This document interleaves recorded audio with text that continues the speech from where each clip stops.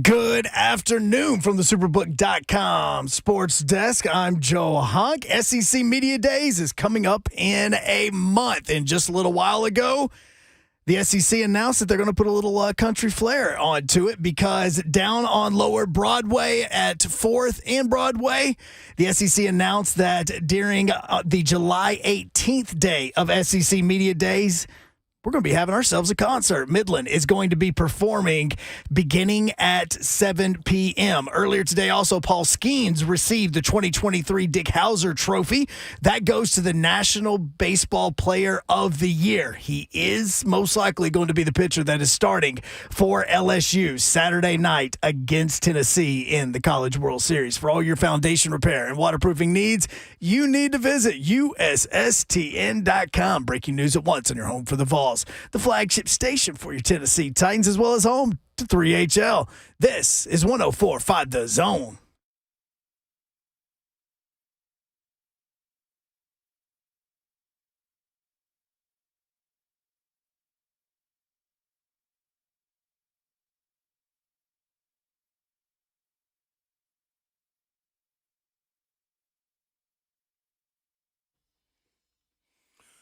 What's happening, good people? Welcome into 3HL on 104.5 The Zone, people. It is a 615 day.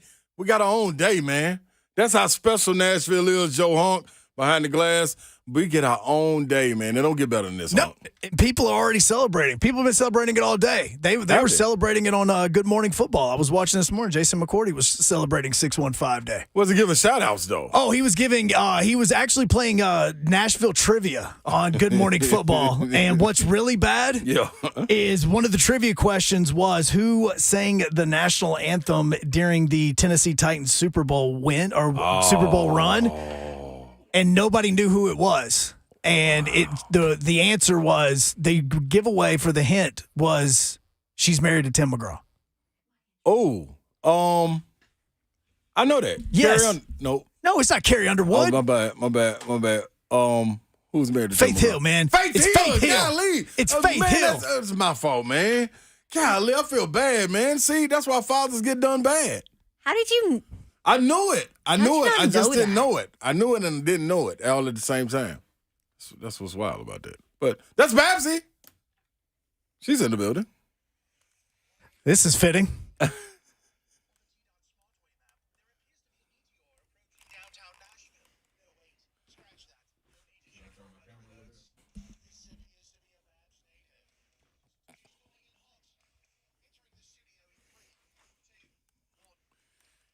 Hey, happy Thursday, people, which means it's basically Friday. It's something like it, Babsy. Some like it. Some like it. But Let's go. Hi, Ron Slay. what's up, Babsy? Hi, Honky Honk. See, I like that transition because it allowed me to fire Slay's intro that he couldn't do to himself. I ain't got no roof. That's right. I couldn't do it to myself. But it is time for the show. And the SEC came knocking on the door and they kicked the door in because it was a show. The schedule for 2024 has been released, Babsy. And I'm going to be honest, it's a lot to get into. It's a lot. It's a lot. I didn't think they could captivate us by releasing this schedule. I was like, man, it's just a schedule. And here I am on the way home with my phone playing on the SEC Network and ESPN, making sure I could watch it. Can I say this, though? Uh-oh, here we go. Rain, go away. What are you going to say, Babsy? Well, I was just going to say, this is a freaking schedule release for 2 seasons from now. Are you kidding me? We hadn't even played 2023. At least the NFL does it like 2 months before the 2023 season. Like, give me a break. And you know me, I'm all about the SEC. I thought you would and be. SEC Network and ESPN, like all about it. But this is a little dramatic. Babs, I thought you would be. But guess what? So this is what it explains to me, just how big these two brands are coming into the SEC. Oh, yeah. Oklahoma and Texas. Yeah, the history that they got in the Big 12 with some rivals that are already waiting on them when they get to the SEC. I'm interested. I'm interested in Babs. Well, guess what? You ain't getting Tennessee and Texas in 2024. That It is is dumb. But that means you'll get them in 2025. Yes. Right? And they should have to come to us. Okay, so everybody else has the same thought, too. Like, if you're going on the road against Oklahoma in 2024, that means 2025, Texas comes to Tennessee. Like, that just makes sense. Although not necessarily. No, but it just makes sense. But yes, it would make sense. Because, 2025, you'd have Arch Manning there if things work out, starting at quarterback. For which team? Transfer portal. That's Look all I'm saying. at Transfer you, portal. Hunk. Look at you. We'll start no trash. The Hunk. other we don't even UT? want him. We don't even want him. We don't The even want him, other though. UT. We don't even want him. The real UT. You might want him. No, we won't. You don't know yet. Yes, I do. Oh, you're good with Nico. Yeah, you can't turn your back on us then try to come back to us. So we'll forget about that. We got Nico. In Nico we trust. That's what we doing, Babs. That's what we rolling Although with. you did like his presence a lot I did. when you met him. Honestly did. Like he moved different than I thought he would. As a young guy, young student athlete going through all of that pressure and the lights and cameras that are on him. It's wow. That is now though. I know. That's a different world. That's a different world. But he handles it really well. He got a good team around him. His family stays around him. So kudos to his pops and his trainer or whoever the guy was. But they got a family oriented group that moves, and I like it. Yeah. Why does Hunk have all the lights on in the studio? I went from no lights to all lights. Yeah, it looks weird in there, Hunk. We like you in the dark. Is there something going on? Yeah, I don't know Are what's we going on missing there. something? No, you're not missing anything. I was just getting Zone TV ready and getting everybody's camera set up because that's what I do during the first segment. And when I was getting to the 4-shot and the 3-shot, I was like, it was a black screen because you couldn't see anything. So I was like, let me turn the light on a little bit. And I turned all the lights on. That's my bad. Well, good job. Well, we got quite a bit to get into today. Any DeAndre Hopkins news on Babsy? I've been out to loop. Did he? He's in make New it happen? England. Okay, he's there. He's not tweeting or He didn't run away? Instagramming what he's doing. No word from Belichick. He didn't. He's mom. Mom's is the word. Have you seen any Insta DeAndre Hopkins stuff? I haven't checked in the last hour, but I ain't checked all day. Yeah, Nope. Nothing. nope. Now, That's how they operate. that is how they operate. That's boring, right? That is boring. Yeah, we want to hear wanna- about people going to games and going to Concerts. Yeah, and, man. The car coming to pick you up with your name plate all up there. Yeah. Exactly. We want people to buy in. I'm But looking right now. So, yeah, I don't know if that's a good thing, a bad thing. I don't know if it matters. I just know it's different. it is different. It's different than his Titans trip so far. So when he was here, we took him to these events and he had all these things to do. I like how you say we. Yeah, we. Like it's was me. us. Like we have saying he's with anything him. to do with it. was Slay. I mean, come on. We just I was out there with him. look. He's part of the committee here. So I'm looking to see if Boston. We as had, in like Nashville people? yes. I'm looking to see if Boston has anything going on tonight that would be of interest to DeAndre Hopkins, and unless he likes Blue Man Group, there's nothing going on. Yeah, you know why? Because I almost said a bad word. There ain't Shiano there. No, you're absolutely I mean, right. you could do ghost tours. Like, there's the I don't wanna do touristy that. stuff to do. I don't want to do that. But I mean, there's nothing for him to do. Pet horses. No, you don't. No, pet the you don't horse. touch the horse. You know. Absolutely, you don't. I mean, tomorrow night the Red Sox Yankees are playing. I mean, he could go to Fenway if he wanted, but I don't know if he's Hey. going to be in there too. Now much that longer. would be a heck of a. Oh well, it's dirty. So That'd be a heck of a fun Yeah. game. Yeah. So what's your feelings right now? Still leaning towards him? I think he's going to end up a Titan.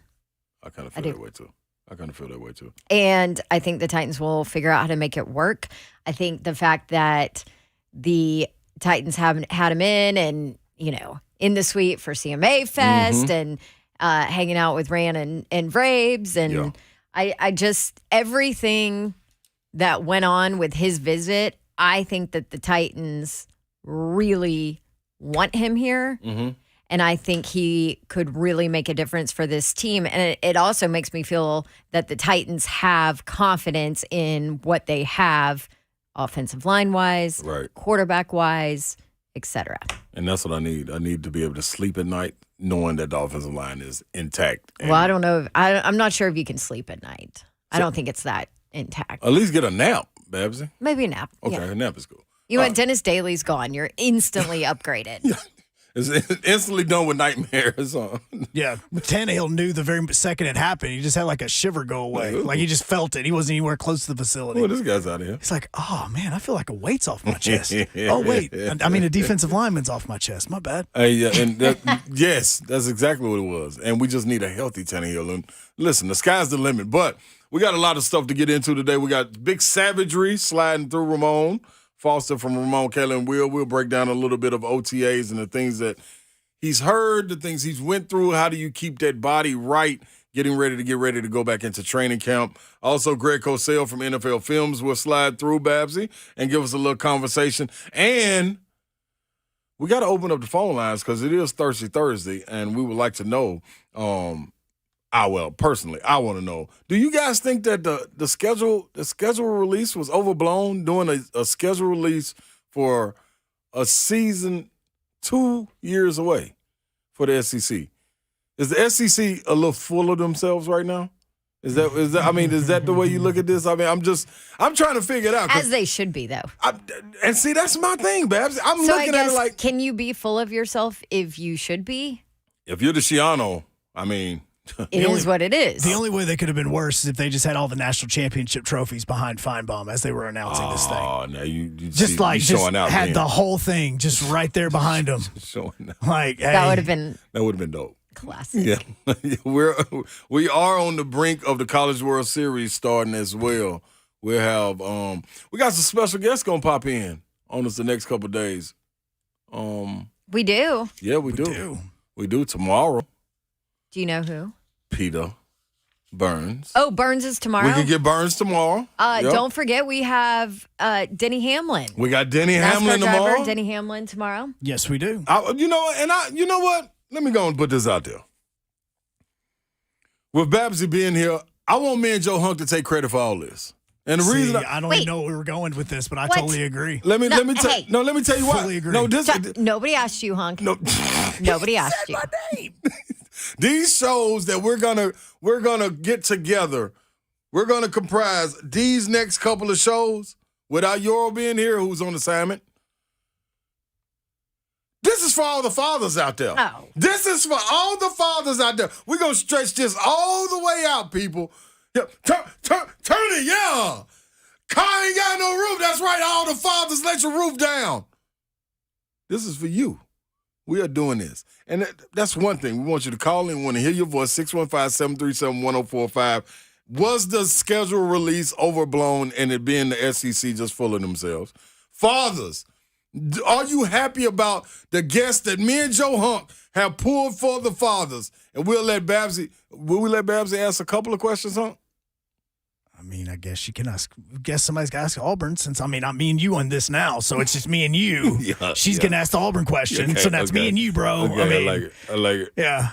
War Eagle. Ooh, I like Auburn's schedule the next. do you? Yeah. So guess what?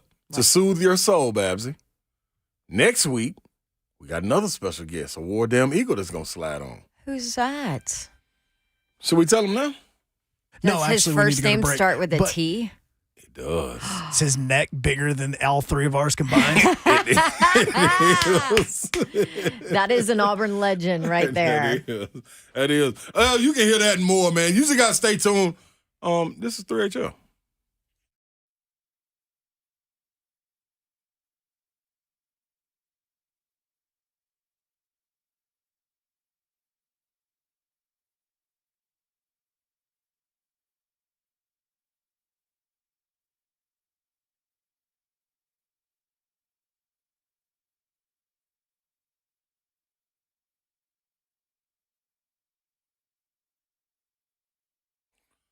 What's happening, good people? Ron Slay here, Superbook. I am informing you that Parsley did not hit last night, thanks to the Dodgers. The Dodgers let me down. I think Clayton Kershaw was pitching too, wasn't he, Hunk? Just terrible. yeah. Come on, man. Anyway, you spend all your I mean, you don't win, Babsy, you're a loser. And that's what I ended up being. But we can always redeem ourselves, guys and gals, because we wake up the next day and we get to go and dive into Superbook and download the Superbook Sports app. Use the promo code SLAY, and you can end up wagering and winning because we're going to do that more than we lose. I promise you that. Just got to believe in me. Plus, Superbook has a team of dedicated odds makers behind the counter in Las Vegas, setting all of the prices. And I'm talking about guys with decades of experience, people, showing you why Superbook is the sports booking app that you need to depend on. Visit superbook.com for terms and conditions. Gambling problem? Call 1-800-889-9789. Book it. Okay. Have you, been out and about and trying to search the internet on your phone and then it just doesn't pull up and it's slow? Yeah, it happens. But it wouldn't happen if you had Xfinity Mobile, the only wireless network that automatically connects to millions of secure Wi-Fi hotspots and the best LTE everywhere else. Yes, there you go. Xfinity Mobile. That's what that is.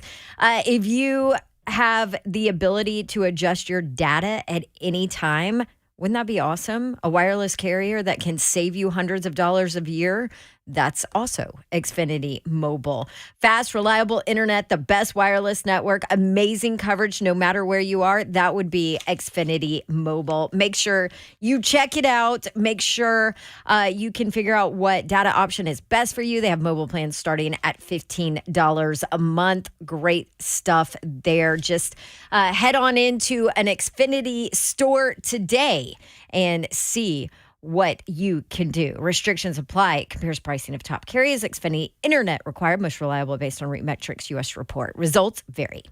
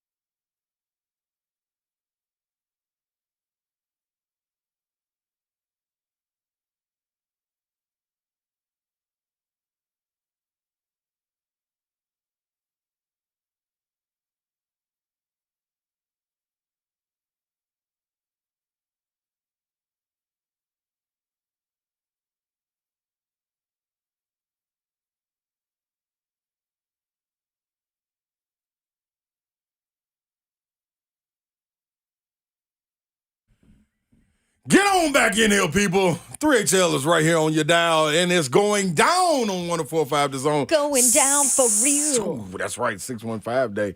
Hey, man, we got to dive into this right now. Can you fill me in? What is 615 Day? It's just celebrating Nashville? Yeah. That's right. It's celebrating Middle Tennessee. Like, we Everything's just picked a 615. random day and... Well, we picked June 15th because the date is 615. Come on, Davenport, get your... Hey, Babs, I did the same this thing. is I what forgot about Faith happens. Hill. Yeah, that's true. I mean, All she's right. right here. Yep, you're going to have to call in the backup quarterback for that clueless moment. That was by a me. blonde moment right there. God, that was like beyond a blonde moment. That was just dumb. No, it's okay, Babs. Hey, we all make mistakes, man. We all make mistakes. But I mean, I That think we was could dumb. celebrate it more. I mean, think about like if we actually did Very like a true. 615 festival. I know we just had CMA Fest, but think about the festival we could put on if we did like a 615 festival in 615. I'm really, you know what? I feel that. That's so true. I feel like it's all a distraction, really, though. To what? Father's Day weekend. Oh, that's right, Hunk. This is a perfect Conspiracy. time to do some other party. Yes.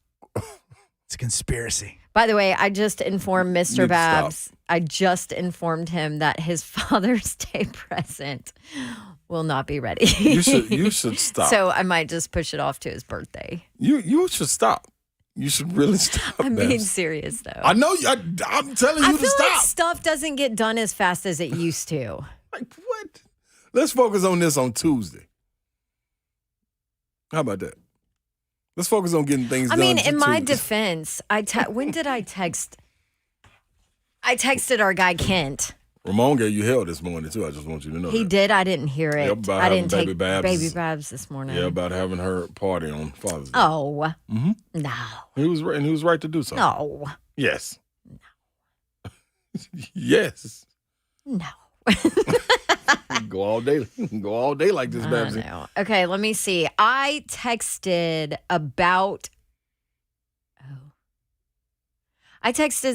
the Father's Day present on June 7th. That's Wow. plenty of time. That's what, like 10 days? No, that's not good. That's a week. That's over a week. Yeah, but that doesn't mean you got time to get. That's well, obviously it's not enough time. Yeah, exactly. Like that's not acceptable. Okay, I know what to do. I know what to do. Don't worry. I got a backup. I got a Mr. Babs, backup. I'm on the way to come get you. Don't you worry. It's a grill kit. I got a backup. No, we're not accepting things like that. No things of that nature. No things of that nature. Look, Savagery just texted me. Hey, we'll telling talk you. to you in about 30 minutes, fool. Hey, Get off my phone. Check this out, though. This is what needs to be known. SEC schedule was released. Yes. DeAndre Hopkins sweepstakes is still ongoing with them being in New England right now. Phone lines are open to all of your thoughts about SEC, DeAndre Hopkins, and Father's Day. Father's Day. Don't you forget. We pushing this narrative. We're getting these 2 days, and you got to hear about it. But we will dive into. Let's go to the phones real quick, Babsy, because I want to hear from Cousin P. This is a loyal member of the zone, so we want to hear from Cousin P. Cousin P, what you got up your sleeve, brother? Hey, listen. First of all, let me say happy 615 Day to all the natives and all the OGs, right, of this great city. That's right. And Yes. for the rest of you, you got 629 Day coming up. We'll give y'all that, okay? So we'll go with 629 for the rest of y'all, man. That's my But birthday. listen, man. Hey, there it is. That's why we got to go with it hard then. So, listen, man, I want to talk about D-Hop real quick. So, I personally believe D-Hop, and Babs, I'm with you on this, that D-Hop's going to sign here. I do. I have a feeling. I don't know why, but I think he's going to be a Tennessee Titan come camp. So, I believe that Traylon Burks and D-Hop will be what everyone thought A.J. Brown and Julio Jones was going to be. They're going to be what we all thought that was going to be. I have a feeling these two are going to link up because they seem to have the same demeanor. You know, they seem to be students of the game. They're quiet guys. They move in silence, but they got big impact. So I really feel like those two guys are gonna really settle down and do big things for us, y'all. So I want to hear from y'all on that. And then lastly, Father's Day. Listen. Father's Day, the greatest holiday ever created, really, in my opinion, man. So I can't wait. Happy Father's Day to all the fathers out there listening, man. It's our day, it's our weekend, and that's all that needs to be said about that. So y'all have a good one, man. I'm gonna hang up and listen. Yeah, we stand together in this. We stand united in this. We are one. Fathers ain't got no roof. That's right. I love Cousin P, so I won't I won't say anything. It's eating at your soul. You want to say something? So I do, bad. but I'm not going to. So I do. Okay, so the latest, I say latest, but the news on DeAndre Hopkins is lots of people saying that he is going to be a Patriot. The latest update from Dove Kleiman, who puts out a bunch of, I guess, NFL, info and all that. His update, DeAndre Hopkins' visit with the Patriots has been, this is Mark Daniels who is doing this, is a Pats beat writer. DeAndre Hopkins' visit with the Patriots has been positive for both sides. It's possible this could be his last visit. Positive for both sides. Yeah, but my only thing... I think it was probably positive in Nashville for both sides too, right? And the thing is, who would the national media lean to anyway, though? That's the whole thing. Like, you would slight Well, and Tennessee he's a beat writer for the Patriots. Well, there it is. There it is. So. You push the narrative long enough until you can speak it into existence, I believe. So they're going to get the most coverage regardless. And like you said, Babsy, we have nothing to take away from his visit here in Tennessee and say that, that didn't go well. When you look at relationship, both of these teams that he's going to, both of the teams that he's visited, he has relationships in both. When you start talking about coaches and things of that nature. So you thrived in the one here with the Titans. Bill O'Brien, didn't he? He was DeAndre's head coach. Yeah, did he send him away? Yes, actually, as a matter of fact, if I remember correctly, it was Bill O'Brien that he had off the field issues with, and the reason why D-Hop wanted the trade to begin with. There we go. So even if that is water under the bridge, it's still there. It's still water. We just need to lean over the bridge and look, and it's there. That's all I'm saying. By the way, don't know if you guys have looked at the New England Patriots depth chart, but do you know who is QB2 behind Mac Jones? No. Let me see. His name is Trace McSorley. Oh, wow. So he has relationships goody. there, He's got too. chemistry with him already. He's played a few games. He even sat out some games because he knew that he was going to be on the field. Why wouldn't you want to go to New England? Ian Rappaport is saying that it is possible. He was on Pat McAfee's show this morning, and he was saying that it's possible that Hopkins will wait until training camp to make his decision. Cool. But if it's up to the Patriots, they will go ahead and get this done, and they're optimistic that they can go ahead and get a deal done.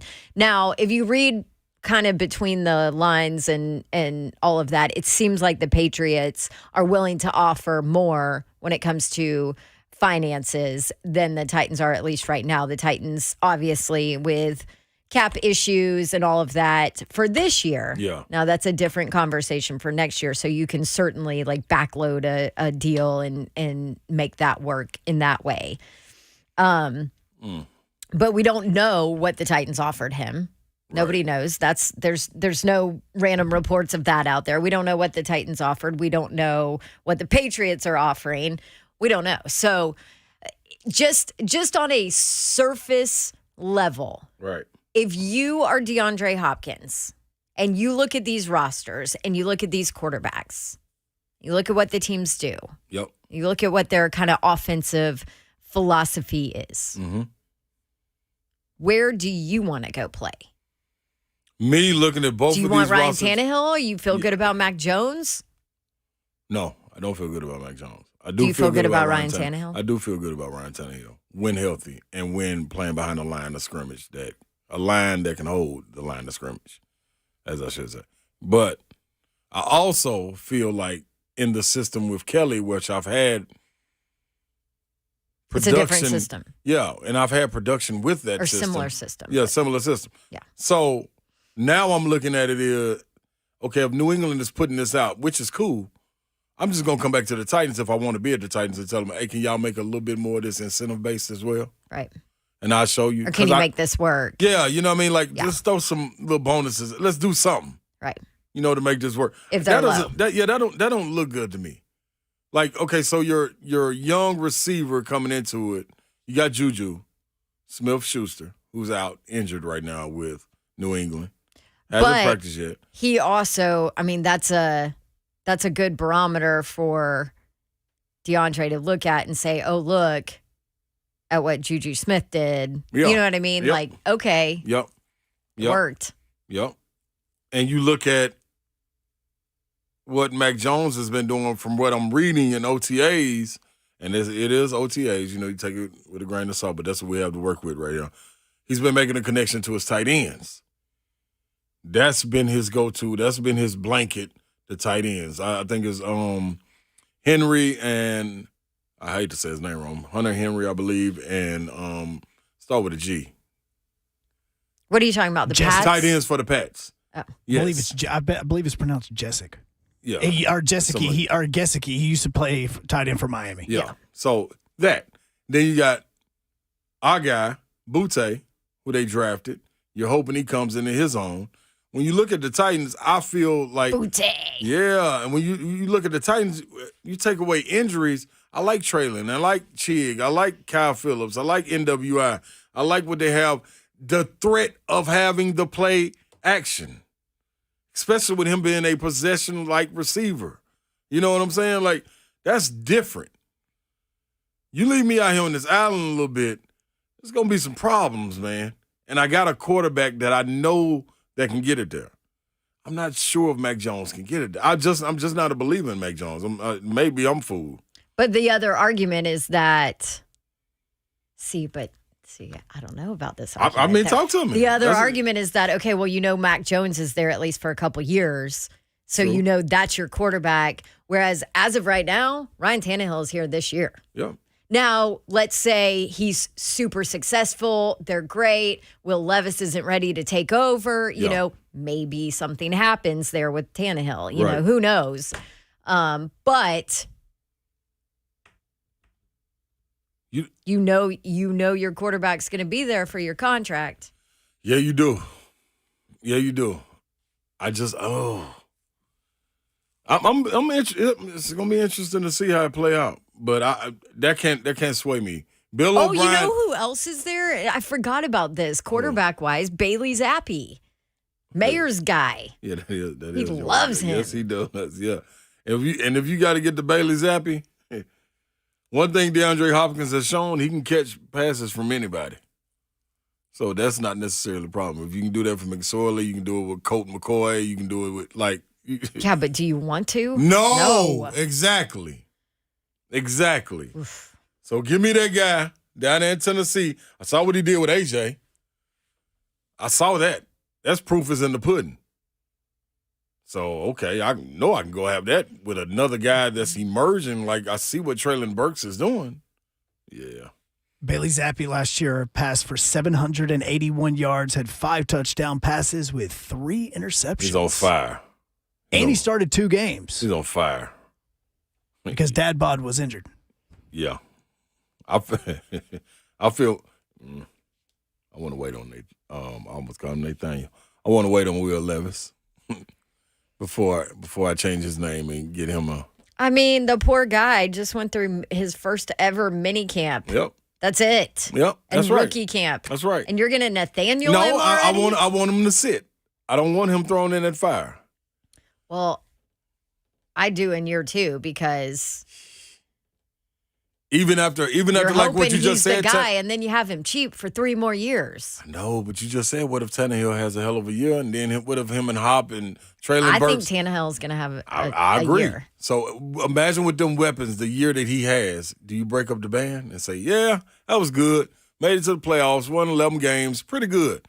Let's go and break this up. I know we got a young offensive line. I know we got a young running back there behind Derrick Henry.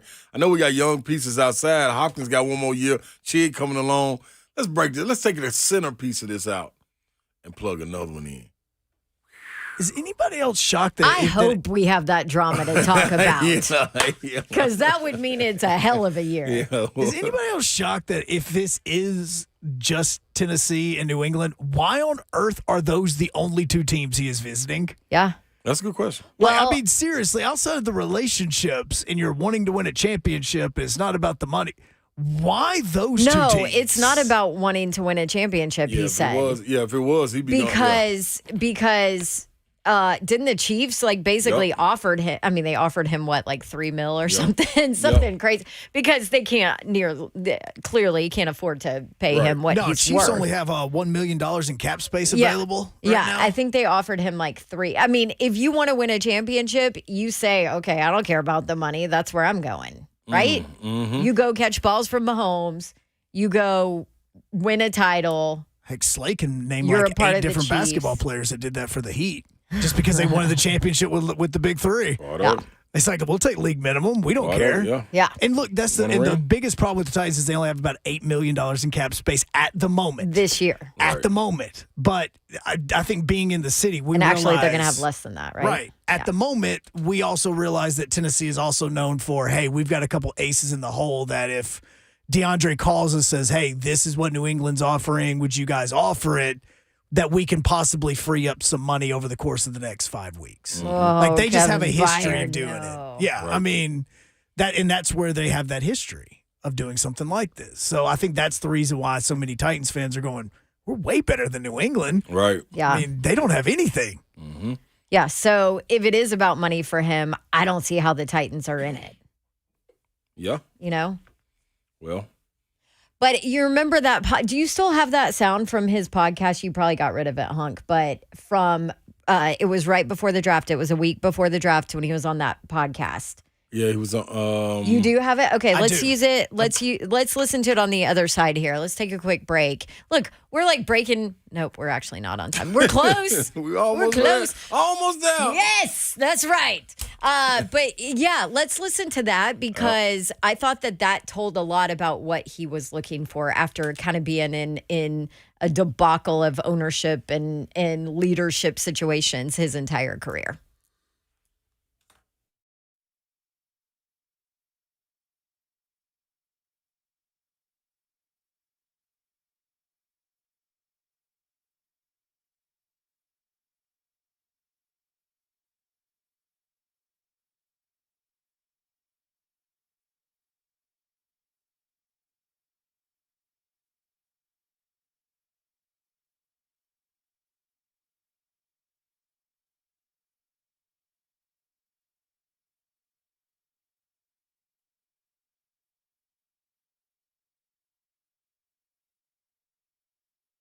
Cannot wait. Maybe the next big moment is DeAndre Hopkins signing. Who knows? How about a big moment in baseball? Baseball season is now in full swing. No better place to get in on MLB action than FanDuel, America's #1 sports book. And right now, if you're a new customer, ooh, this is fun. Get a no sweat first bet up to $2,500. Man, that's a lot of extra money to play with on FanDuel Sportsbook. Up to $2,500 back in bonus bets. If your first bet does not win, all you have to do, go to FanDuel.com/Dawn and join today. I'm looking at my FanDuel MLB app right now, and that's one of the beautiful things about FanDuel Sportsbook is it's on your phone. It's super easy to pull up. You can see, what do we have? White Sox and Dodgers later on tonight. You can figure out what you want to jump in on, and don't miss a chance. Don't miss your chance to snag that no sweat first bet up to $2,500 when you join FanDuel today. FanDuel.com/Dawn to sign up. FanDuel is an official partner of Major League Baseball. Major League Baseball trademarks used with permission. Got to be 21 and older and present in Tennessee. First online roll money wager only. $10 deposit required. Refund issued as non-withdrawable bonus bets expire in 14 days. Restrictions apply. Full terms at FanDuel.com/sportsbook. Gambling problem? Tennessee Redline 1-800-889-9789.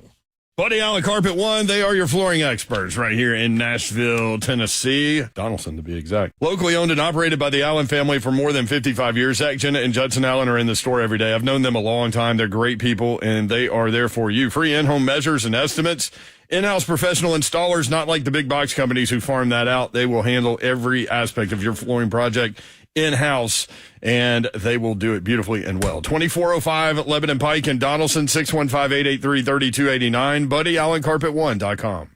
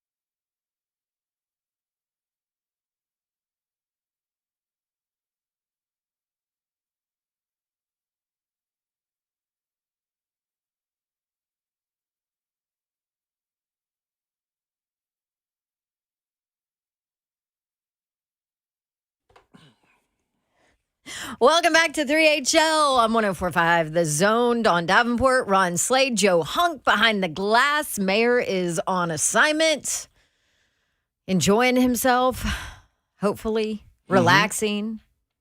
You know. You're on a long assignment, too. He is. He'll be back next week at some point. Yep. But in the meantime, In between time, peace. it's Father's Day. Yes, it is. Right this now. weekend. It started now. No, it doesn't start now. We've expanded it to 4 days. Yeah. Now, this is what happens. This is what happens. He gets all excited, gets a little out of control. Just like a girl in her 20s. Our birthday turns into a birth week, which turns into a birth month.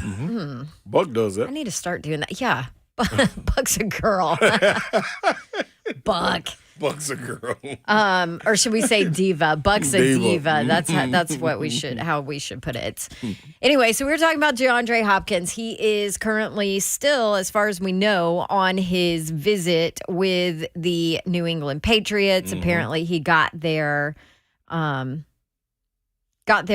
Wednesday afternoon at some point and is still there today.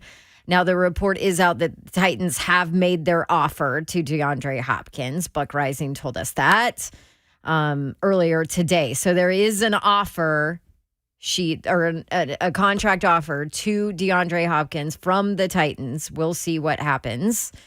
But Hunk was saying, well, why? Sorry, I'm looking at all the gossip on DeAndre. I'm getting distracted. Hunk was like, well, why just the Titans and the Patriots as far as the two teams that he has visited since the Cardinals booted him? And I think that this podcast, this is from the I Am Athlete podcast, and this is DeAndre Hopkins. This was I think it was about a week before this year's draft. And he was talking about what he would be looking for in his next team. And I think this is kind of telling us to where and who he has visited so far. What I want is stable management upstairs.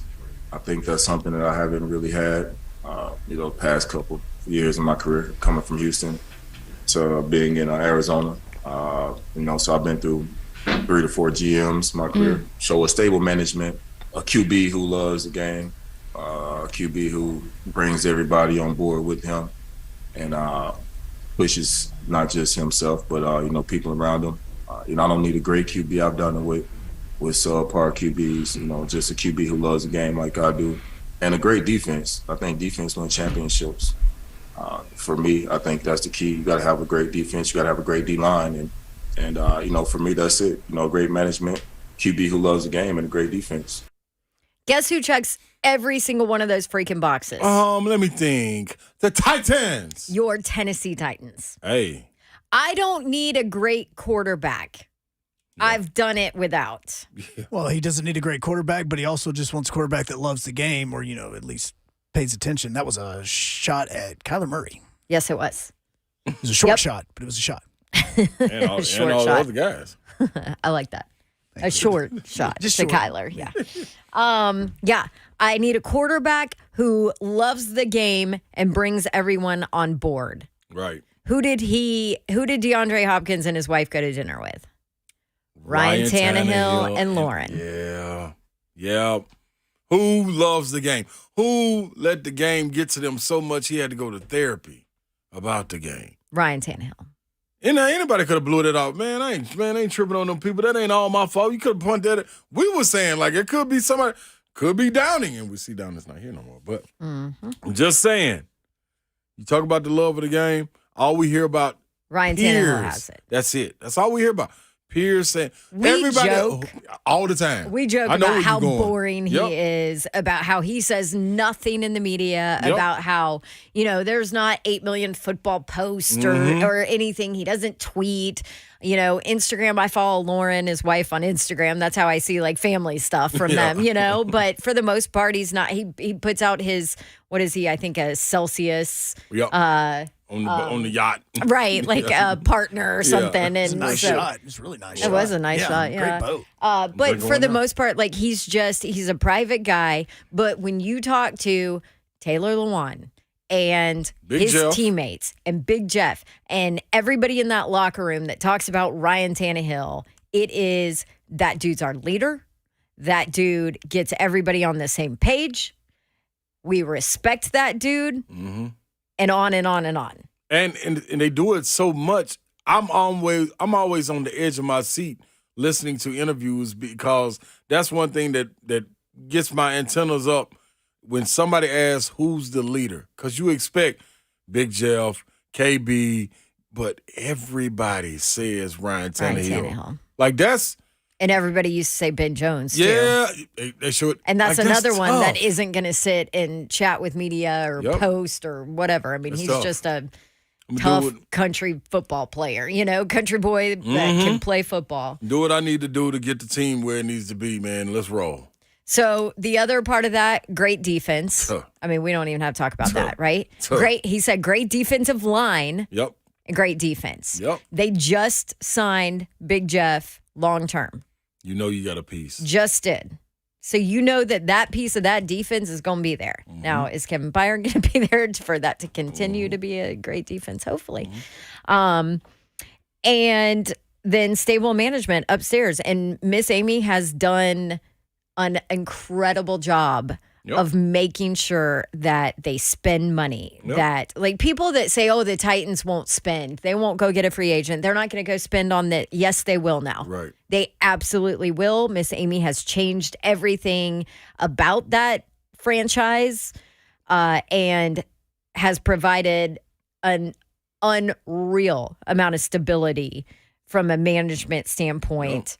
And has really helped. I think Mike Vrabel has kind of put that culture in place, and Miss Amy's a big part of it too. I think Miss Amy has made this franchise, a place where people want to work. They want to be in the building. They've done renovations. They have a brand new part of the practice facility over there. She's poured money into it, like this and this and this. They paid Big Jeff. They paid Kevin Byard. They paid Harold Landry. They paid Derrick Henry. You know what I mean? Like all of that gives you stable management. It does. And one thing you also don't hear about management is the bickering.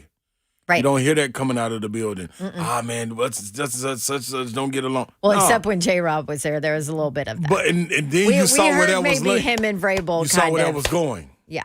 We knew at some point that was going to come to a head and there was going to be a decision made. So you get that out. Well, and at the end of the day, you just can't miss on like that many first-round draft picks. And it is a business. First and second, and still have your job. It is a business, absolutely. So, yeah, man, we speaking of stable management, we got a guy that played 11 years that's about to come up. So we can talk to him in about a very stable franchise. Exactly. You want to talk about that? You want to talk about stable management? Steelers. Yeah. Jeez. Absolutely. So it's going to be interesting to hear him about it. Yeah. Big Savage will be up next. Another fathers unite.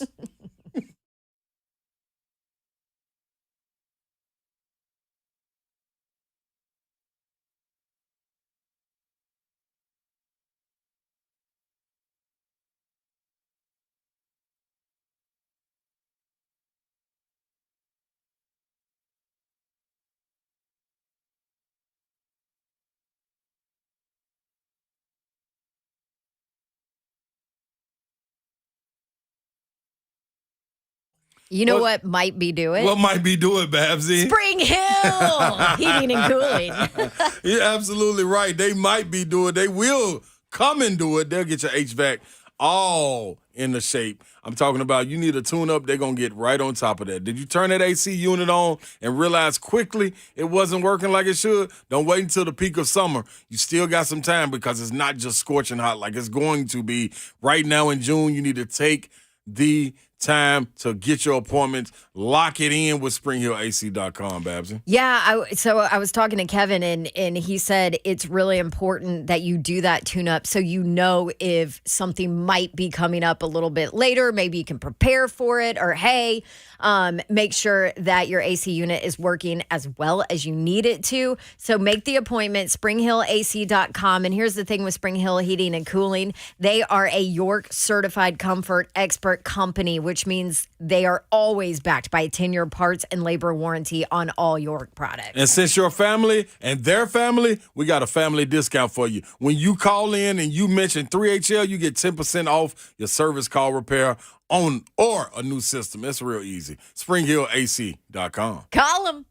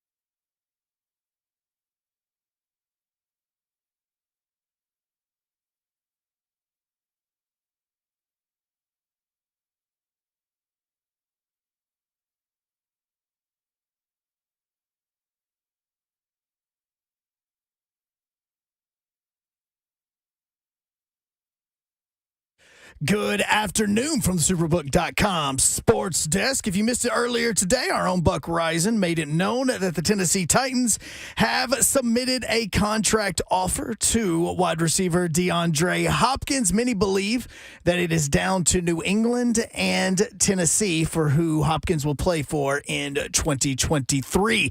SEC Media Days just got a little bit bigger. It's going to be happening next month here in Nashville. And because, of course, it's Nashville, we got to add a concert to it. Midland is going to be performing on Lower Broadway July 18th. The concert is going to begin at 7 p.m. And tonight, the Nashville Sounds host the Gwinnett Stripers. And instead of Throwback Thursday, it is going to be a special 615 night where the jerseys that the team is wearing is going to be auctioned off to benefit Victims First, which is going to go and help the families of the Covenant school shooting disaster. For all your foundation repair and waterproofing needs, you need to visit USSTN.com. Breaking news at once in your home for the Vols, the flagship station for your Tennessee Titans, as well as home to 3HL. This is 104.5 The Zone.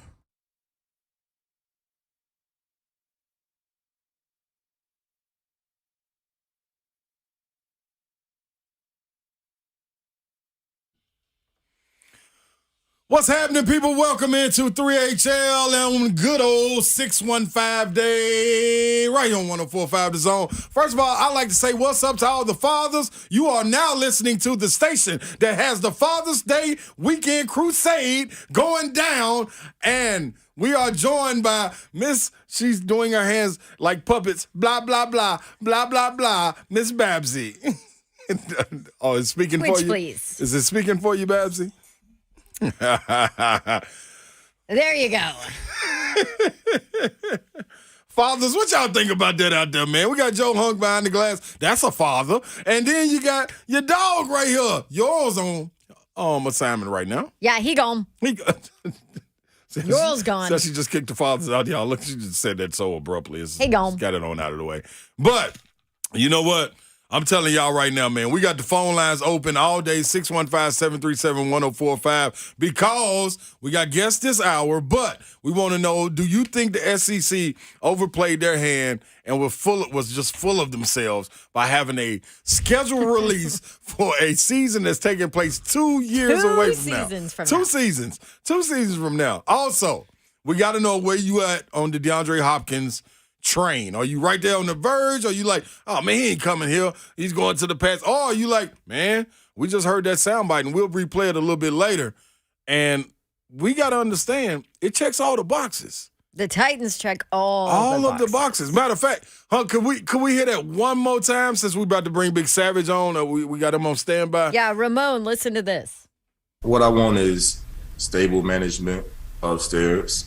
I think that's something that I haven't really had past couple years in my career, coming from Houston to being in Arizona. So I've been through 3 to 4 GMs in my career. So a stable management, a QB who loves the game, a QB who brings everybody on board with him and pushes not just himself, but people around him. I don't need a great QB. I've done it with subpar QBs. Just a QB who loves the game like I do. And a great defense. I think defense wins championships. For me, I think that's the key. You got to have a great defense. You got to have a great D-line. And for me, that's it. Great management, QB who loves the game, and a great defense. I mean, when you're talking to a father like Big Savage himself, and you got to understand where a guy with stability, a QB that loves the game, having a great defense, we know what these things mean, Savage. Like, who checks those boxes between the two teams that he's going to? An unbiased approach right here from you, Big Savage. Ramon Foster joins us. Titans and Patriots. Mm-hmm. Definitely. I said it before. I said the moment he went to New England, and he didn't have many other options as far as teams want to offer him money for his services, because that is what means something too. Say what you want to. I love the game, but the payoff was worth it too, okay? Yeah. And with that being said, I think him going to New England, I think it strengthens the Titans' approach to actually being able to get him. You got Mac Jones, who's pretty much on the chopping block as it seems right now. You have a team that doesn't have what they had in that era of Tom Brady. I think that's the reality of what's going on right now. Savage, I heard you bring this up earlier. Why is there so much noise around New England? Well, it's because New England's recently coming off a dynasty. Mm-hmm. So you think some of that is still there. You think because Belichick is there, it's good. You think because DeAndre Hopkins, played under Bill O'Brien, that it's still good and is there. But you also got to look at this.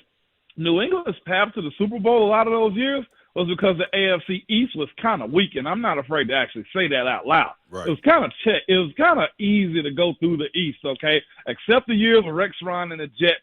Bills didn't really do much there now. Now look at the teams in there now. The Jets have a valid quarterback in Aaron Rodgers. The Bills are solid also. And now let's also look at who am I missing out of this? The Miami. Yep, Miami Dolphins. Yep. Miami's got one of the strongest. Jalen Ramsey is down there, y'all. Yeah. Think Across about that, across too. from another stud. In With Waddle and Tua. I mean, think about the team they had. And y'all mentioned Gesicki being in New England now for Miami. Like, the path of least resistance is the AFC South. If you want to get your stats, still be a prime target, because Traylon is young enough that I don't think it'd be a big issue for him to share targets when it come down to DeAndre getting his work in. And you got stability in the front office. You got a quarterback that's capable of getting the job done, and you got a defense. Check, check, check.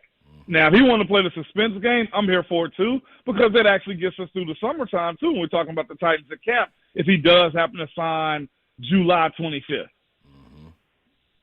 Totally. I totally get that. So, okay, so if you were looking at that, you talked about Mac Jones, him subject to be on the chopping block. You understand what the defense could be in a sense, because you have Belichick there. What about the management? You being up there in that part of the country playing your career, you know what stable management looks like when you're talking about that right there, especially looking at Pittsburgh when you played at Pittsburgh. Why is it so important? That's that's a great question, Babs. Why is it so important? Because you let the coach and the players play football. If you have an owner that's, keeping his eyes on the game plan just as much as the coaches are, it makes no sense, because as much as that owner knows about his business, coaches know the game way more than the ownership does. I've always heard the story, like Al Davis, one of those guys, rest his soul, used to come down to the practice field on his golf cart, see something that the team was doing, and tell them to scrap it. You know what I'm saying? Like, that matters. And he didn't have a clue what he was talking about from the guys I knew that was there with him in that time period. But it also matters just because if you got an ownership that can stay out of the way and just let football be football, all things settle itself, wins and losses. That's one thing I've always kind of appreciated about the Rooney family. They get in and get out and say some stuff, and they move on. There's never been, hey, let me get in the way of some things. Miss Amy has been the exact same way also. Right. She give Rand and Coach Vrabel the stuff that they needed to. Even Jim Robinson, give them what they need to be successful, and you get out of the way.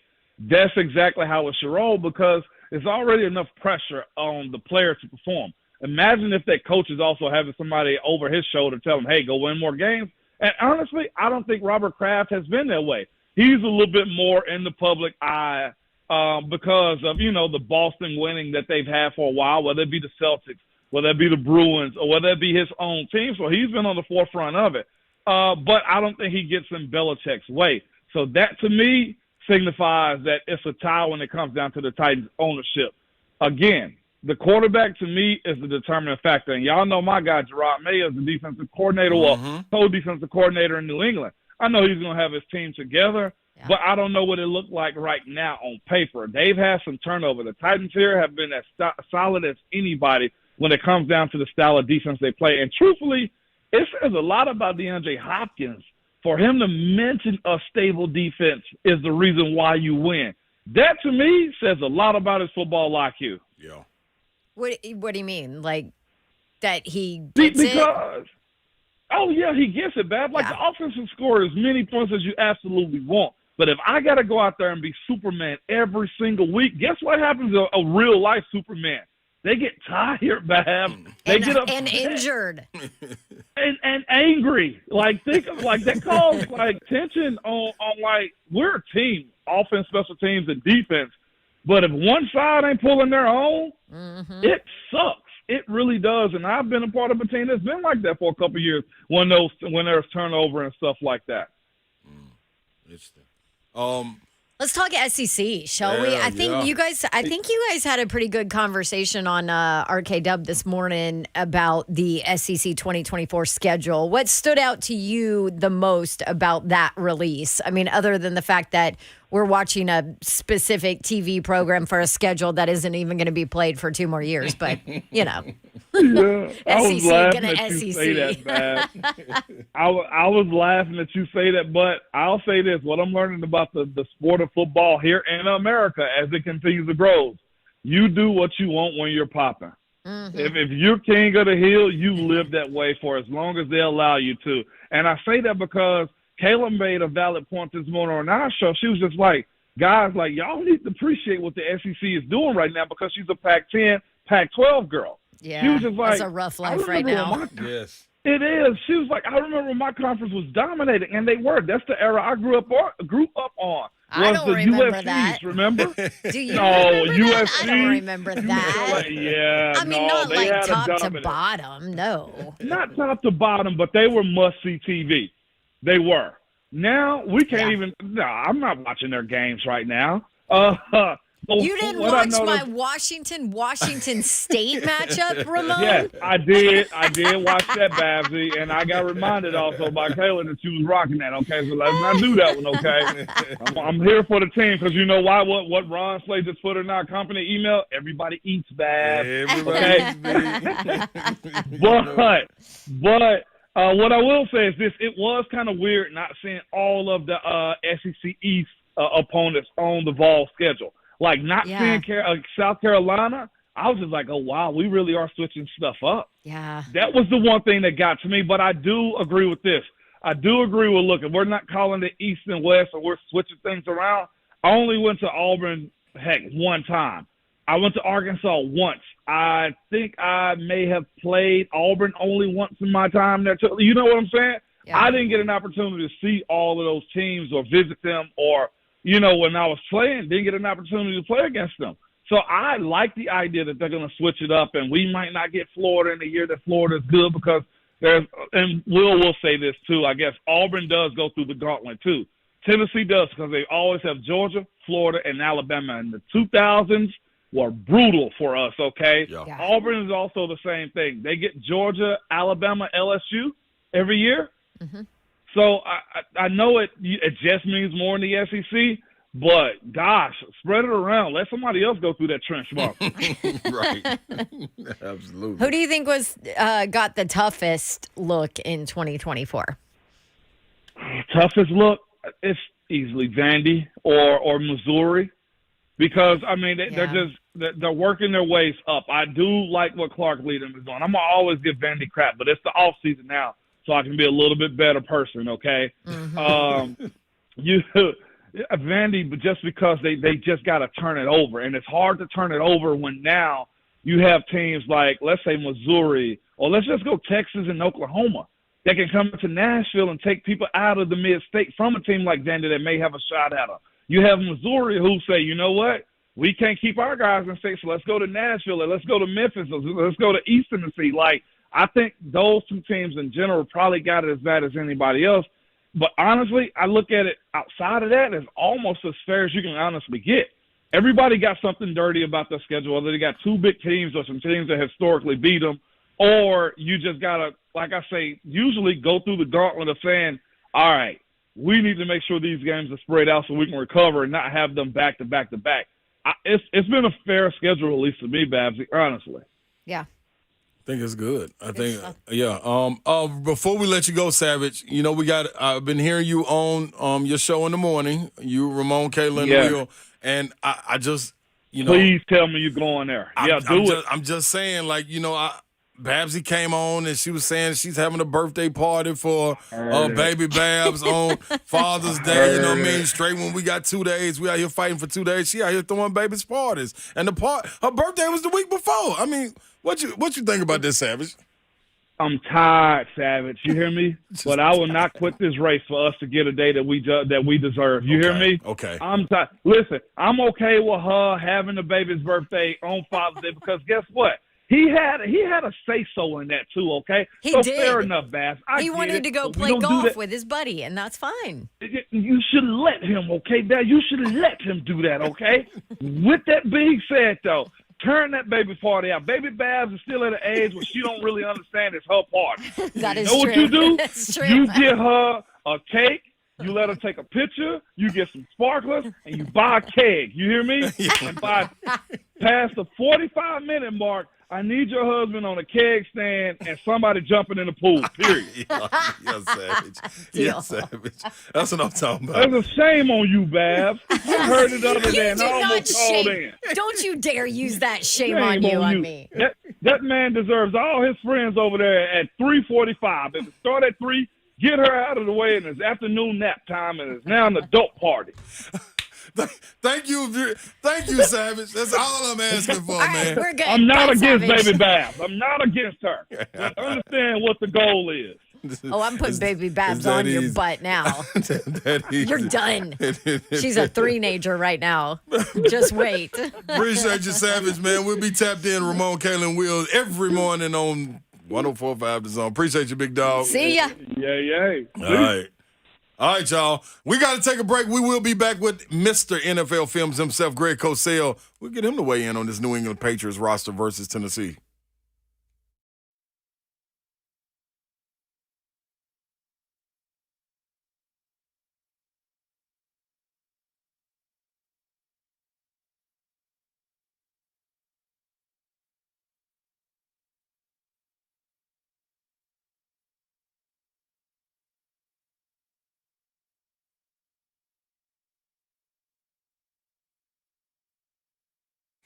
What's happening, people? It's Awaken 180 right here, coupled with your boy Big Ron Slay. You can drop the big if you want to and call it Sexy Slay. It's up to you, but I'm giving all thanks to Awaken 180. Plus, some of the hard work that I put forth, some of the decision-making I put forth, some of the sacrifice I put forth, and it was simple to do, man. I'm going to be honest. Not at first, but once I got into the groove, it was competitive spirit kicking in. I had a coach, Coach Sam. She's rocking with me. She's letting me know what I need to tweak, what I don't need to do, what I need to add. The best. Isn't she, Babs? See, that's the reason Babs She's just keeping weighed me in. in line. That's right. She weighed in because she's on it too. Her and her hubby, man, they're both getting it in, both down 7 pounds and 10 pounds and dropping, people. I'm down 45 pounds. I got to get to 50. That's right around the corner. Results both on the scale and off the scale because it's increased energy, sleeping better, all with Awaken 180. It's real simple, people. This is, let me tell you how to get to it. This is what you do. You go reserve your Awaken 180 at home consultation today by calling 844-346-1800. That's 844-346-1800 or online at awaken180weightloss.com.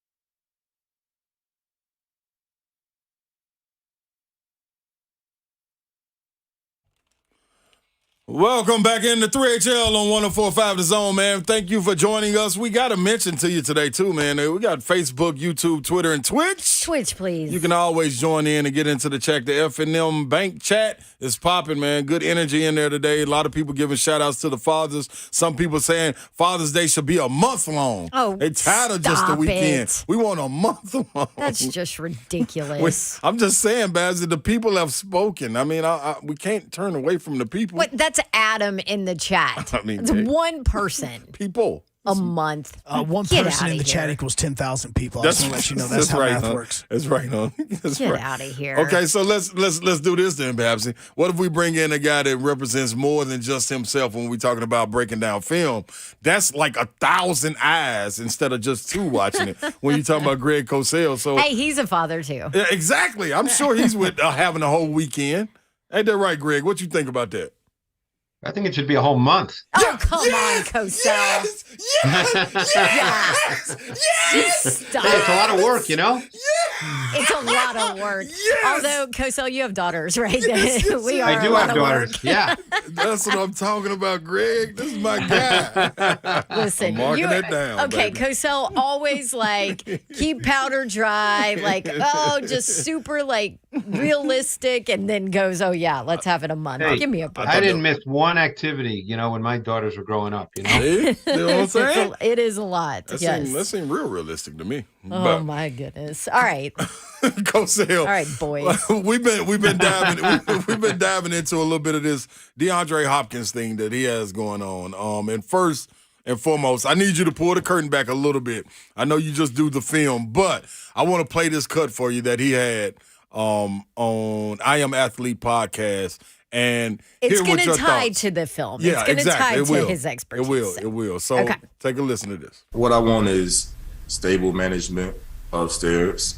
I think that's something that I haven't really had, past couple years in my career, coming from Houston to being in Arizona. So I've been through 3 to 4 GMs in my career. So a stable management, a QB who loves the game, a QB who brings everybody on board with him and pushes not just himself, but, people around him. I don't need a great QB. I've done it with subpar QBs, just a QB who loves the game like I do. And a great defense. I think defense wins championships. For me, I think that's the key. You got to have a great defense. You got to have a great D-line. And for me, that's it. Great management, QB who loves the game, and a great defense. Okay, so it's summer, Cosell. So we're going through, the Titans. Clearly, the Titans check all of those boxes. Every single one of them. Great defense, defensive line, all of that. Some will say, the subpar quarterback. They also check that box. But what we're looking at is the Patriots. So he says he doesn't need a great quarterback. He's done it with a subpar quarterback. That Mac Jones would probably fall into that category, I'm assuming. I don't know. But your take on what that Patriots offense is going to be and how DeAndre Hopkins fits in. Well, Hopkins fits in anywhere because he's a quality receiver. Yeah. If you're talking about specifically with the Patriots, I think that Mac Jones is a certain kind of quarterback. He's a distributor. He's an executor. When he's at his best, he needs all parts functioning well. He needs to be protected. He needs the scheme to present throws. You would expect much more of that to happen now that Bill O'Brien is the OC. Last year was, not a good situation when you didn't really have an offensive coordinator. I don't think anybody I don't really think anybody questions Mac Jones' commitment or his willingness to be, a really good player. He's an accurate thrower of the football. I think that style of quarterback would fit DeAndre Hopkins because DeAndre Hopkins is the kind of receiver that in a sense, he's open when he's not open, and you have to understand that as a quarterback because he's not a burst receiver. He's not an explosive athlete, but he's physical. He's competitive. He creates just enough space. He's deceptive run after catch. He's not a vertical threat in a strict sense. Their defense is solid. They always have a solid defense in New England. Is it top 5 in the league? Probably not, but it's going to be solid, as it always is under Bill Belichick, because the defense is his baby, obviously. So does that fit what he wants? More than likely. I think with Bill Belichick there, you probably have a pretty stable management because he runs the show. Yeah. Yep. So, and actually, if he were to sign there, and I haven't been following it all day today, I don't know what the reports are. I guess he's visiting. They would actually have a pretty solid receiving core if he signed there. Yeah. Yeah. Juju Smith-Schuster and they still have Devontae Parker, who Devontae Parker. I really liked Tyquan Thornton coming out of Baylor a year ago, and he got hurt last year, but when he played, he looked the part. He was hurt last year? Mm-hmm. Okay. Kendrick Bourne went healthy. Yeah, Thornton was hurt, but he's a burner, and he's a little more than that. But they have Hunter Henry, they have Gesicki, who now is a certain kind of receiver, but good at what he is. He's a vertical dimension. He's a movement receiver. If he did, they have Anthony Ferkser, by the way. If he signed there, Hopkins, they'd have a pretty good and pretty deep receiving core. Yeah, Booty's there. Yep. Yeah. Why is that guy? What do you think about just off the cuff here? John Booty, I think I really liked his tape for the most part. I said in my evaluation that if he were to play to his highest level, and don't forget, it was only 2 years ago, he had that unbelievable game at the end of the season. I think it might have been against Mississippi State when he was at LSU, when it was over 300 receiving yards, and everybody just assumed he was the next guy. And I think if he were to reach his highest possible ceiling, and again, most people don't think that will happen. That's why he was a 6th-round pick. He's similar stylistically to Stephon Diggs. Now, he's not going to be that this year. He may never be that, but that's stylistically what he's like. Okay. Interesting. So obviously DeAndre Hopkins talking defensively too, that it's important to have a solid defensive line, all of that. The Patriots, we know what the Titans are. We know that they just signed Big Jeff long term. We know that they're set there. What about the Pats defensively for this upcoming season? Because they lost some pieces, right? They did. And they have to retool their secondary a bit. They drafted Christian Gonzalez from Oregon in the first round. They needed size at corner. They had corners who were 5'9", 5'10", and even though they're solid players, it's really tough to play in this league with corners who are 5'9", 5'10". Even Marcus Jones, kid I really liked, out of the University of Houston, I believe, a year ago, he's 5'8", and he's really an explosive athlete. But it's tough to play him at outside corner, as good as he might be. So they drafted Gonzalez, who's close to 6'2". Barring anything unforeseen, he'll start on the outside. They've always been solid up front. Matthew Judon is still a very, very good player. They drafted Keon White from Georgia Tech in the 2nd round. He strikes me as a Bill Belichick kind of player. Big, physical, good, not great athlete, can play multiple positions. That's what Bill Belichick likes. They're multiple with their front looks. They like players who can line up in different positions along the defensive front. Keon White can do that. They'll be a solid defense. It's tough to know right now on June 15th, whether they'll be a great defense, but they'll be a solid defense. Well, I think you can always depend on that. You can probably say the same about the Titans. Without question. Yeah. You actually sounded like the way we've heard Vrabel talk in this offseason, it kind of mirrored everything that you just said. Want guys to play multiple positions and things that may be flexible. So, yeah, that. Well, the league has kind of moved in that direction. There's a lot more multiple fronts now. Teams are doing more and more of that. They like players who can line up inside and outside. Danico Autry is a perfect example of that. We've seen that when he's been healthy over the last couple of years. When they go into their dime front, and he and Jeffrey Simmons are both inside at D tackle, and hopefully they'll both be healthy this year and play together most of the season. They've been very good with stunts inside. We've seen that. Harold Landry will be back. The Titans really, I guess the question would be at their linebacker position, because it'll be a new group. Particularly when they're in their nickel. Again, we'll see who it is. does it look at this point like it's Rice and Al-Shaair? It could be. Yeah. Ben Neiman played a lot of snaps for Arizona last year when they were in their nickel and their sub. He might have a chance. So, we'll see how it all plays out once, you really get to training camp. Real good right there, Cosell. Let's shift a little bit. Looking at the AFC South, new coming quarterbacks that you got, that you throw into the fire. C.J. Stroud, Anthony Richardson. I mean, we presume they would probably be day one starters walking into the season. What's the curve like? At what point of the season do you start to see, with what you've seen on film from their capabilities, how does that translate to the NFL game? Is it a curve for them learning and getting the rhythm and the timing down? A couple of things in that, and one of them is not an X and O thing. One of them is just watching a guy's body movements slay. Okay. Very often I can tell, and maybe others can as well, but I can tell watching a quarterback just by his drop and his set, if he's playing at a comfortable speed or if he's playing too fast. You could probably tell that in a lot of sports that have movement. In basketball, you can probably see it if a guy is sort of out of control, versus calmly playing. So with quarterbacks, a lot of times I can tell just putting on the tape, God, he's playing really fast.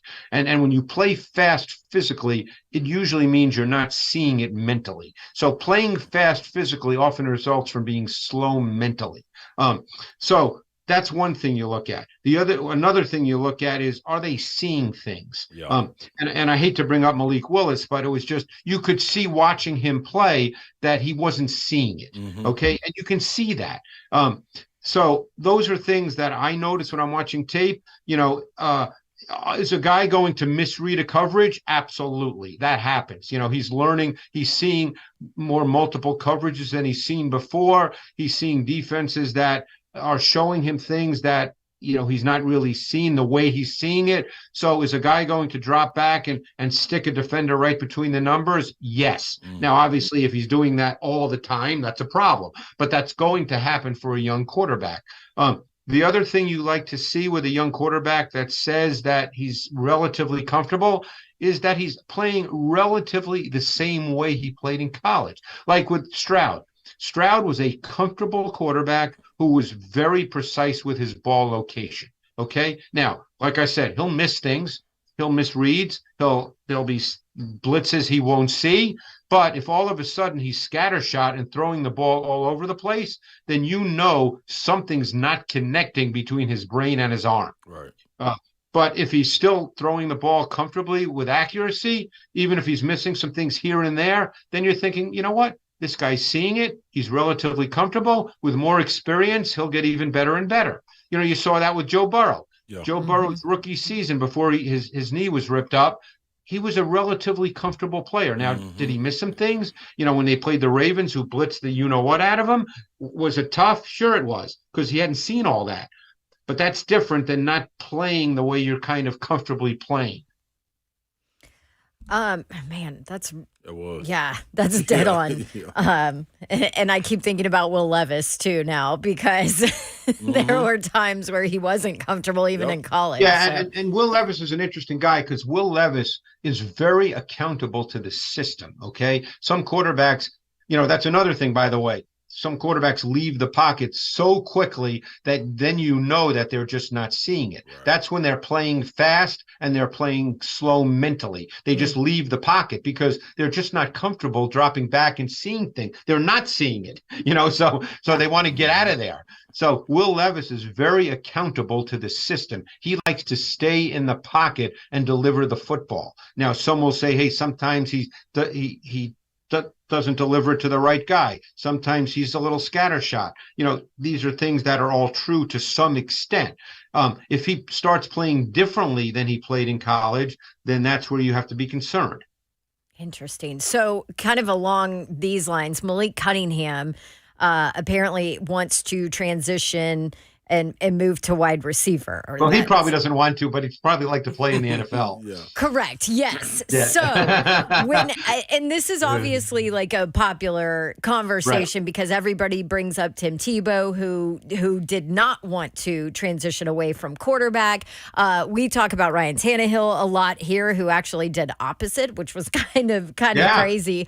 But when quarterbacks make that transition, what do they struggle with? What's the biggest thing they struggle with? Like, what's your take on Cunningham and a transition from a quarterback to wide receiver in the NFL? Well, they're going to struggle, Dawn, with most everything because they're seeing the game totally differently. People will say, well, he's a quarterback, so when he lines up, he can, he's going to know the defense. But he's never seen the defense from where he's lining up. Yeah. That's a whole different worldview. You even hear that when it comes to guys who play defensive line and then stand up at linebacker. They see things differently. So he's seeing the defense from a totally different perspective that he's never seen before. I mean, I'm assuming he hasn't played wide receiver before. I don't know what he did in high school or when he was 10 years old. I don't know that. But he certainly didn't do that in college. He's seeing everything differently. The timing of everything is different. He gets the timing as a quarterback. As a receiver, he doesn't get that timing. Plus, he doesn't understand receiver splits. In other words, where he's lined up. Is he lined up, because the way the position is taught is, let's say, you're going to line up 2 yards inside the numbers. You're going to line up 2 yards outside the numbers. You're going to line up 3 yards from the tight end. That's the way all this is taught. That's what splits are. He's never been taught that. He doesn't know how to run routes based on splits. He doesn't know how to run routes that tie into other routes. So they're combination routes. These are all things he has to learn from scratch. Yeah, I know he did not play wide receiver in high school because he was, obviously a really good running quarterback. Yeah. So it's, I've met Malik Cunningham. I actually knew his offensive coordinator. I still know his offensive coordinator. He's not there anymore at Louisville. But he's a super nice kid. I'm pulling for him. But, this is a really hard transition. Yeah. Oh, well, we'll see how it goes. All right. Well, thank you, Cosell. We appreciate it. Happy Father's Day to you on Sunday because it's Saturday one day. And Sunday. Thanks, one Greg. day. It's a month of Sundays, as they say. Yeah, there you go. All right. Appreciate Thanks, it, Greg. Cosell. Thanks, guys. See ya. Yeah, man. At Greg Cosell. Give him a follow, man. At That was NFL really good Films. stuff That was today. great stuff right there. Considering we don't have games where he's just breaking down film from certain players in certain games, that was really interesting. It really was. So it's gonna be interesting to see where we go. We got people on the phone line. We're gonna get to you coming out of this break. You and David. Stay right there on the line, man. This is 3HL.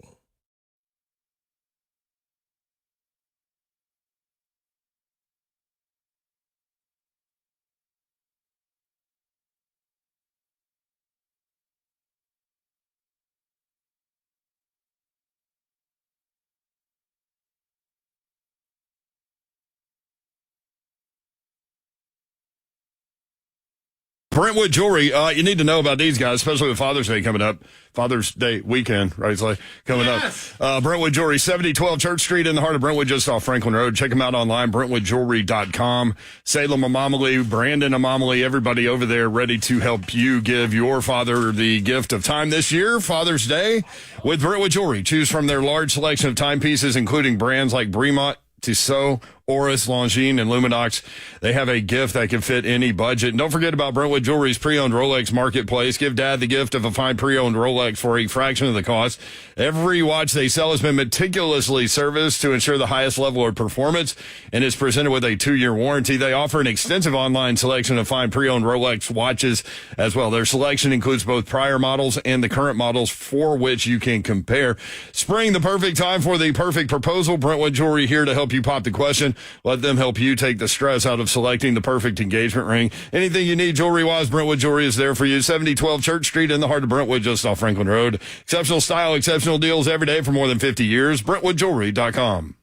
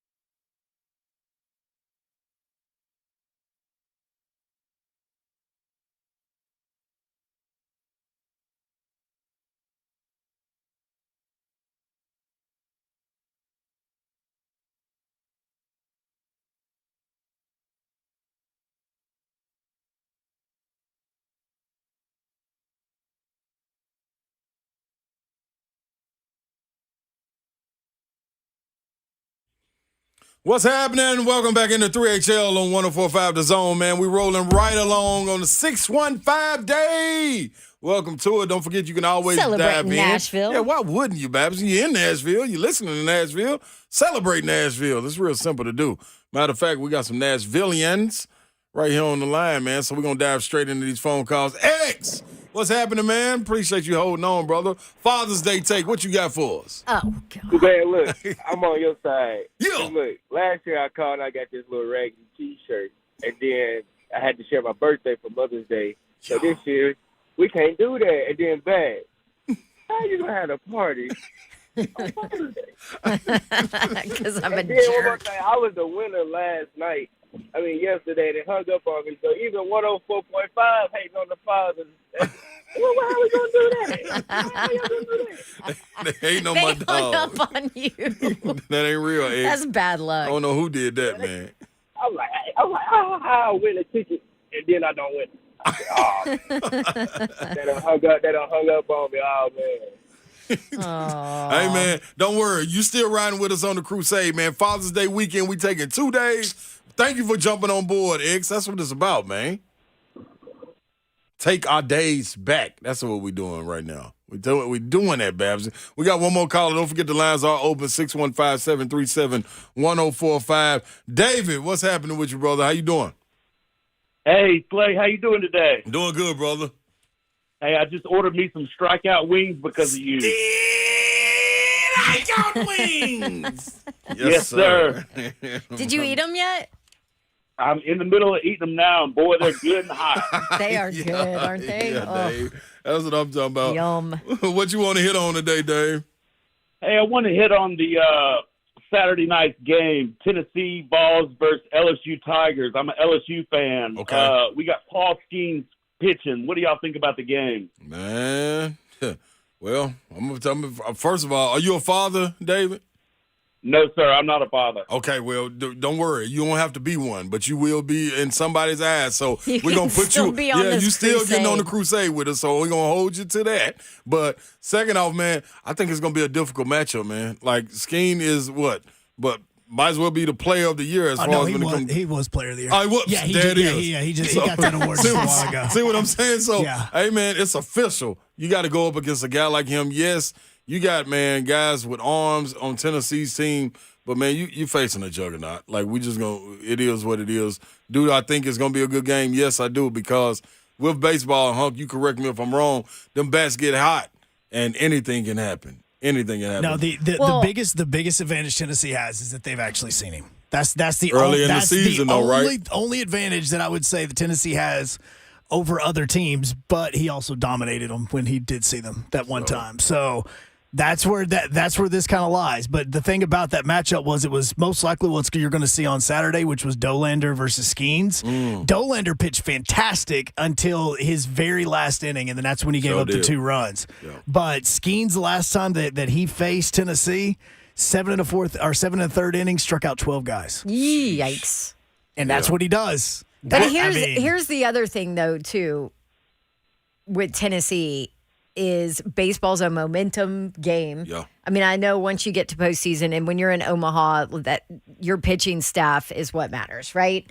And winning so that you're not, having to go deep into your staff and your bullpen and all of that and keeping fresh. Like, that's huge. But there is something to be said about momentum and playing well at the right time. Not as much as it is like an NCAA basketball right, tournament, but in Omaha to have that, Yeah. that helps. David, what do you think? What's your thoughts on this matchup? I think we're going to go easy matchup. I think I'm going to call the score 8-2 LSU.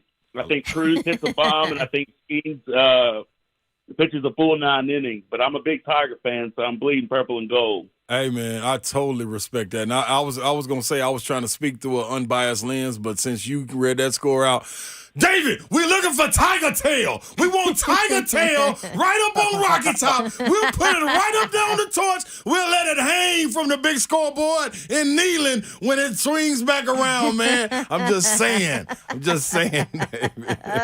Enjoy Thanks, them wings, my David. brother. Thanks They're for good. calling. Hey, man. Hey, the line's open, man. What you think? There's so many things to hit on going into this weekend. You got DeAndre Hopkins. You also got the SEC schedule. It's a lot. We're going to tap into everything. College World Series is right here, knocking at the door. Will be here tomorrow, so we can dive into a little bit of everything. But you got to do all that after the break, people. Keeping an eye on DeAndre Hopkins, too, and his visit with the dreaded Patriots. So we'll talk a little bit about that, too. And, we're going to be positive in this 5 o'clock hour. Okay, sounds We'll good. come with some positive stuff. Hey, we want it. Yeah. And it ain't about Father's Day. Oh, that ain't positive. Stick around.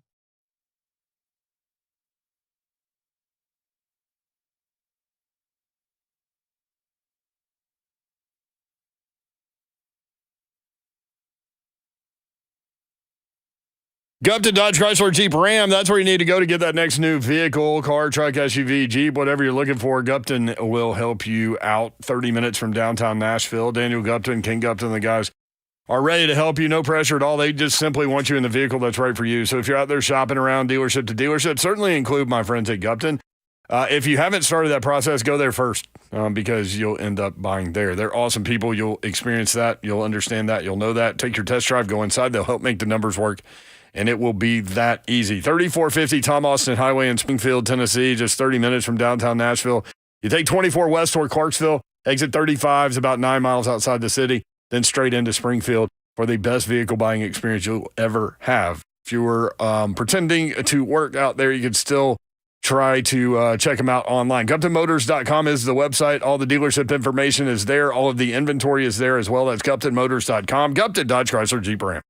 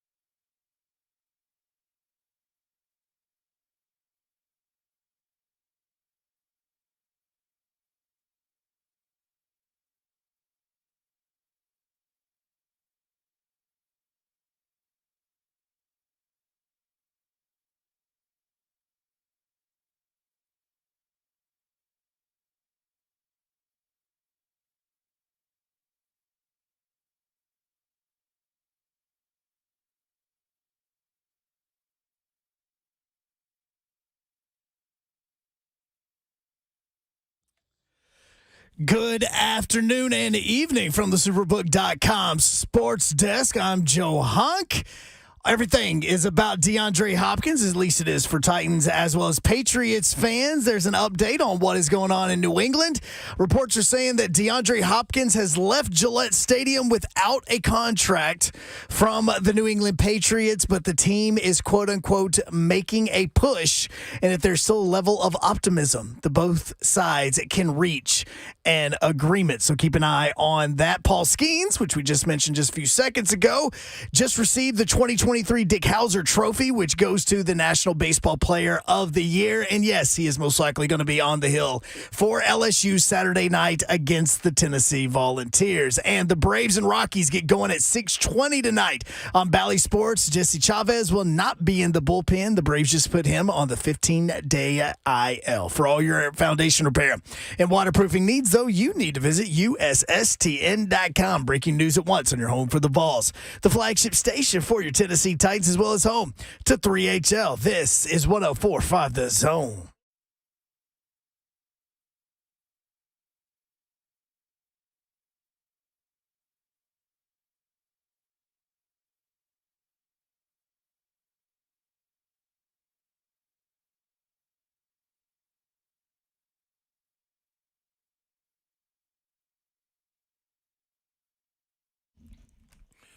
Welcome into 3HL right here on 104.5 The Zone, man. Thank you for joining us on Thursday.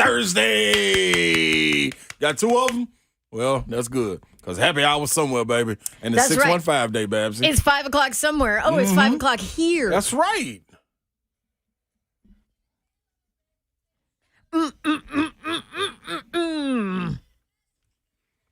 Joan is going to be here on Sunday. I don't give a damn about my reputation. I'm about to go stalk her. She's hip. By the way, that's a Ron. declaration, wasn't it? Ron Slade. I'm in the building. Yeah. Woo. I just been fired up, Babsy, by Dave calling in saying LSU was going to beat Tennessee 8-2. College World Series, that's taking place on Saturday, though. So What is that? That's the 6 o'clock game, right? Yeah, it's the late game. Yep. Yeah, prime time. That's what that is, huh? By the way, Honk has his Strike Zone podcast tonight. That's tonight. Yes. I would assume that you will be talking a lot about the College World Series. A lot about the College World Series. We're going to be underneath the Pepsi Pavilion, which is what I just found out, down the third baseline. So that's where we're going to be hanging out starting around 7 o'clock tonight. Okay. Oh, at First Horizon, Sounds game. because the Okay. Sounds are home this week and next. To this week, it's against the Stripers. So you'll Great. be live while the game's going on? Yep, absolutely. Oh, that's real. That's kind of Absolutely. fun. Yeah, it's good. It's really cool. I'm glad they put me under the Pepsi Pavilion because 2 nights ago, Alec Jackson hit a home run under where the home run pavilion is. Yeah. That's where I sat majority of the time last year. I mean, it almost hit would the have seat. tagged you. But not on your head. Yes, it almost hit the seat that I hit, and I have headphones in whenever I'm doing the stream, so, So you ain't got a I clue. can't hear what's going on. Look out! Exactly, like nobody's saying that, and a ball could. I mean, it would have popped me. Yeah. If I'd have been broadcasting that night. Well, hope your mohawk would have saved you, but It doesn't give that much of a cushion. It doesn't. also, man, Yoro, he is on assignment. Yeah, he's on assignment. He'll be back in next week, and you I can bet just it's hang with 5 us. o'clock somewhere for It Yoral. better be 5 o'clock all day if he's doing the right thing. I'm just saying. You got to be able to join us tomorrow. We will be live out and about with DeJuan Buford at State Farm Insurance Agency. The tailgate, it is going to have us. Also leading into us will be Blaine and Mickey. They will be out there as well. So come enjoy some wings, some turkey ribs, lamb, and find out more on surprisingly great rates. 7061 Moores Lane in Franklin. For more info on this, 1045thezone.com/events. And let me just tell y'all this. I'm really strict on my weight loss journey with Awaken 180, as Babs chugs hers right now. I'm just letting y'all know I am having some turkey ribs. I am. I'm just telling them don't put no sauce on it. I'm going to limit myself to two turkey ribs and 2 wings. Okay. I am, Babs. I'm telling you. I got to get that. I got to get close to my goal. By next week, I got to be at least 252, 253. I'm going to get there. Yeah. You're looking pretty slim. I know, but I got to get slimmer. I gotta make my goal, Babsy. Right. For all the fathers out there, and don't forget, people, we are on Father's Day Crusade. Yes, the weekend will be ours, and if we need to extend, we will. The phone lines are open for that. We've been talking about DeAndre Hopkins all day. He is in New England. Yes, it has been confirmed. He arrived yesterday, but he went to meet with teams and upper management also today. So hopefully that doesn't go well, and he can come on down here to Tennessee, be a Titan. Who do you think he'll go with? You think he'll be a Patriot, or you think he'll be a Titan? We heard a soundbite from I Am Athlete podcast, Babsy. Yes. So everything he said he wanted in his next team. Now, this was a while ago. This was before the draft that this podcast happened. But no reason it shouldn't hold true. Well, true. Yes. The Titans check every single box. Great defense. He said, I don't need, this one's funny to me. I don't need a great quarterback. Yeah, for what? I know. I'm like, okay.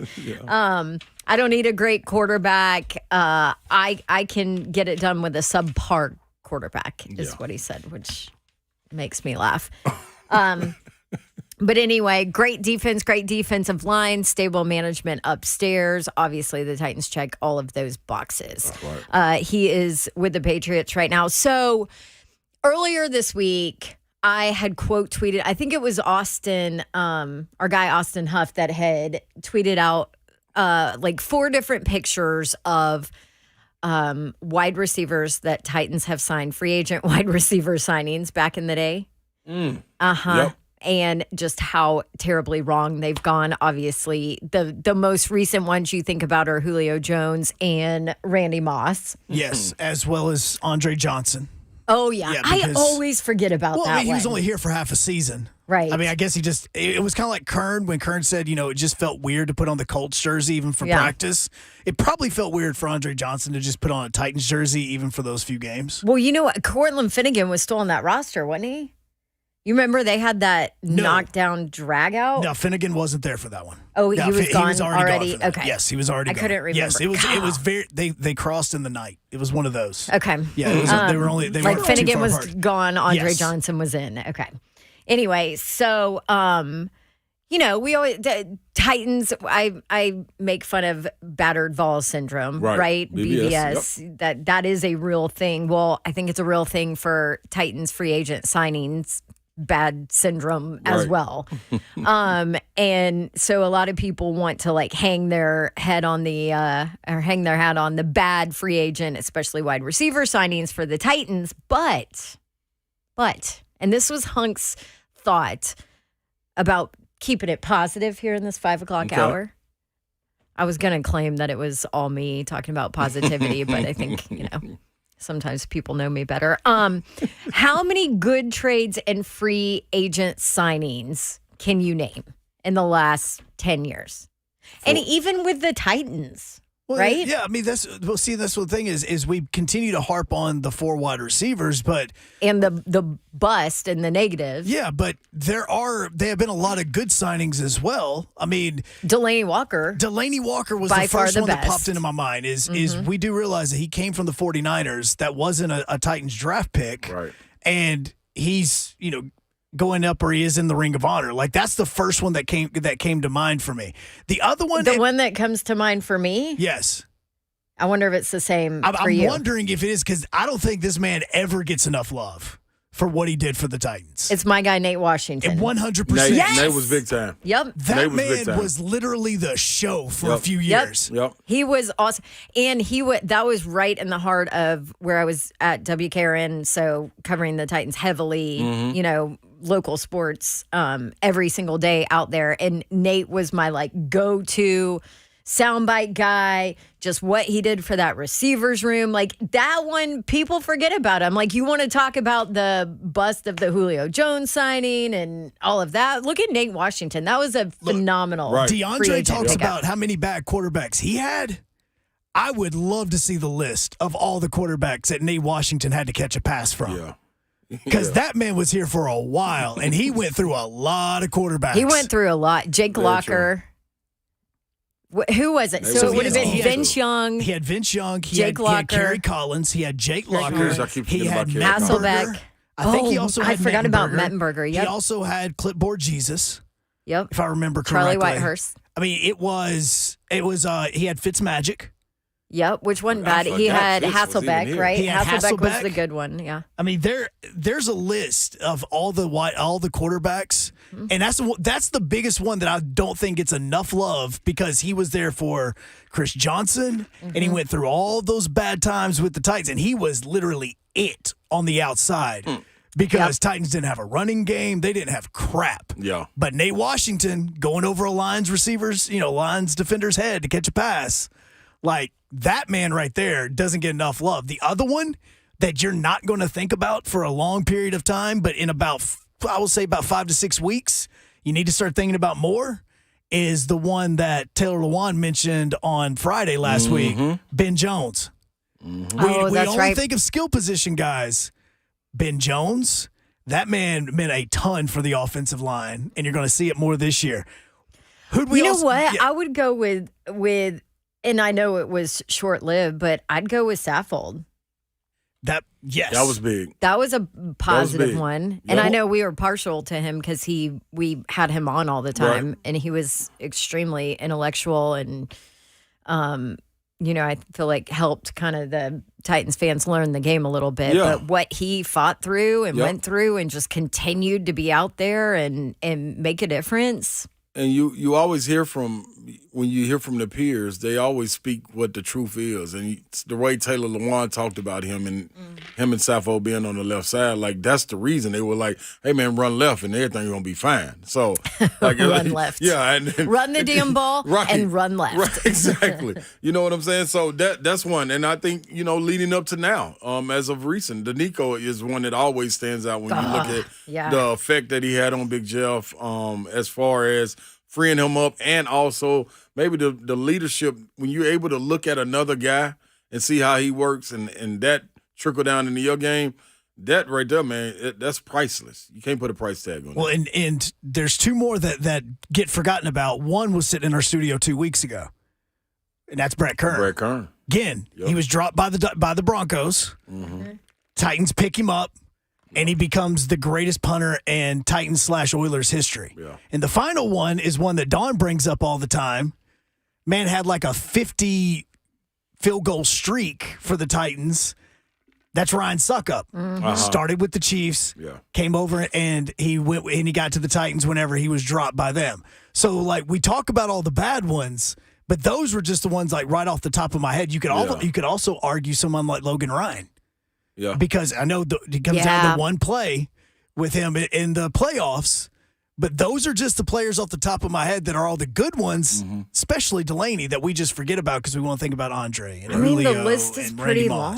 It's some good acquisitions. See, positivity. Look at that. We're bringing it for you. Yeah. The names that you noticed were just so magnifying. I think that was the what deterred you from looking at all of the positivity. It came. But the good thing is that positivity is still around and retiring as Titans. So 615-737-1045. You can join in. FM Bank chat is popping on YouTube, Facebook, Twitter, and Twitch. Twitch, please. The lines are wide open, man. We'll get into your conversation. We got to hit on SEC. I want to know Babsy's take on the schedule for 2024. And I want to hear Hunks. With both of them being Auburn fans. Or a damn Eagle. It is what it is. Why do you say that like there's a question mark at the end of it? He he doesn't know what to call me. You know what to call us, 615-737-1045. This is 3HL.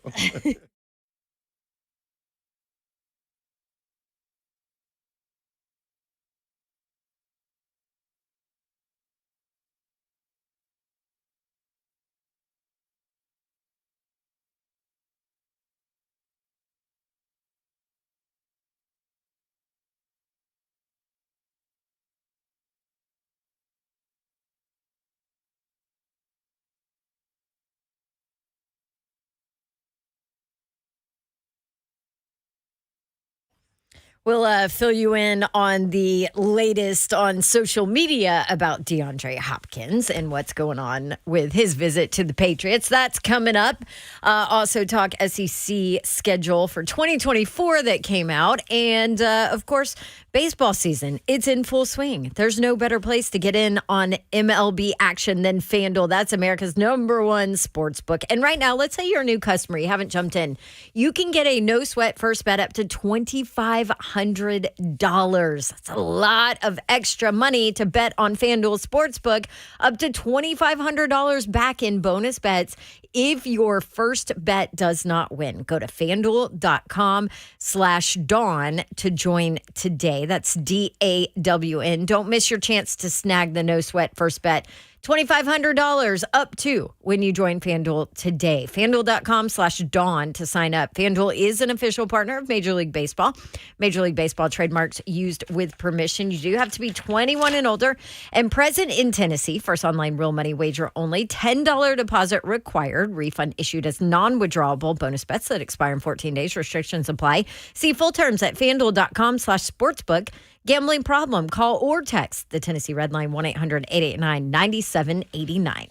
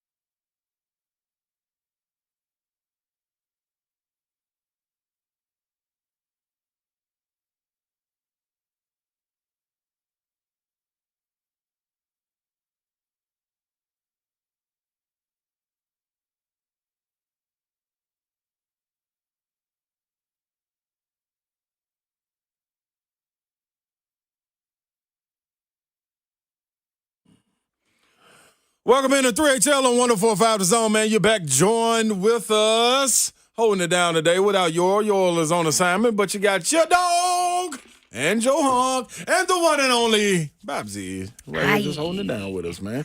Babsy, Shivering in this studio. hey, but it's, No, see? It's See? bonk. no, do not make that comment. You made that comment, and you Sure made it for did. days on end. And then what happened earlier this week? The AC went out. Sure I did. know, It and it hot was as hell. so comfortable No. in here. Thankfully, we have an Scorching. amazing group of people that come and fix it. Who's that, Slay? That is Spring Hill Heating. Cool. Shout out to Kevin and them. And so they got here quickly to fix it so that Dawn couldn't ruin everybody's life for multiple That days. is correct. I didn't even notice it. That's most definitely Like, I was correct. like, why are all these fans on? It wasn't that hot in here. You know what's funny? It's cold. No, that's not funny, Babs. But we about to get to you callers real quick. We got to dive into this real quick. Just a little note, a little food for thought. Rocco's Jello shot is underway so far. Oh, it's already started. It's already cranked up. Yep, okay. And who do you think is leading, Babs? You just take a wild guess, and who do you think is last? You got Florida, TCU, Wake Forest, Virginia, Oral Roberts, LSU, Stanford, Tennessee. Who's first? Who's last? Start with who's last. Oral Roberts. Stanford. Stanford is last right now. Oh. Hunk is correct. They have a total of 3 shots bought. That's it. That is it. Those are Bless their transfers. heart. Those are new people from the transfer portal. At a whopping second to last, you have Wake Forest with 4. Wow. And like you said, I think 2 days ago, Yeah. Virginia right there with 6. Yeah. Where's Oral Roberts? They came to play. Oral Roberts is their 4th from last at 25. Okay. And That's then pretty good. It is. And it pains me to say this. I think a lot of people not there yet because the game's on Saturday. Tennessee with 28. Okay. Yeah, it's early. It's Yeah. Thursday. Florida with 40. Florida's like, oh, you just wait. So who you think is in the lead between TCU and LSU? LSU. TCU with 47. LSU lapping the field with 123. They don't play Already? till Saturday. Already, and they don't play till Saturday. LSU doesn't play, man. They're part of the reason the SEC tournament may never leave Hoover because they will get to Hoover like on Monday, Yeah. set up shop with those RVs, and they don't leave. They don't leave. This They is nuts. do. They have live you there. have to have the RV park for Yes. the baseball tournament. And they Yep. live there, and I guarantee you it's the exact same thing they just did in Omaha. So the record is 18,777 shots bought. Ole Miss Ole last Miss year. last year. Yep. Does that get beat? Does it get beat? I can't even say. This is 20 minutes ago. I can't say is LSU ahead. Like the games don't start till tomorrow. Now, how long? Real quick, Hunk, does the College World LSU Series? fans are going to be They're looking at that. They're looking at that. Whatever they have to do They to ain't beat buying that. gas. They're gonna spend it everything. We're Yep. just gonna fall out. Yep. You have almost 2 weeks in Omaha because the College World Series National Championship game will be next Monday. Not this Monday, but next Monday. If LSU makes it, they're gonna crushing You think that they're gonna record. shatter it, Babsy? Yep. At least by 1,000. Good gracious, that's a lot of Jello. Ugh. Man, we were talking. Shoot, that's a lot of vodka. Ain't it though? We're talking DeAndre Hopkins, and where do you sit? Are you on the fringe of him being a Patriot, or after hearing his checklist, are you riding with what he's saying as far as the Titans go? We got our guy, Alvin. What's up, Alvin? Hey, what's going on, y'all? Happy Father's Day, Slay. Yeah, hey man, Father's that's Day. what I'm talking about. Happy Father's Day, my brother. Yeah, man. Happy Father's Day, Joe. Happy about Father's Day. I was sitting there wanting you get fired up.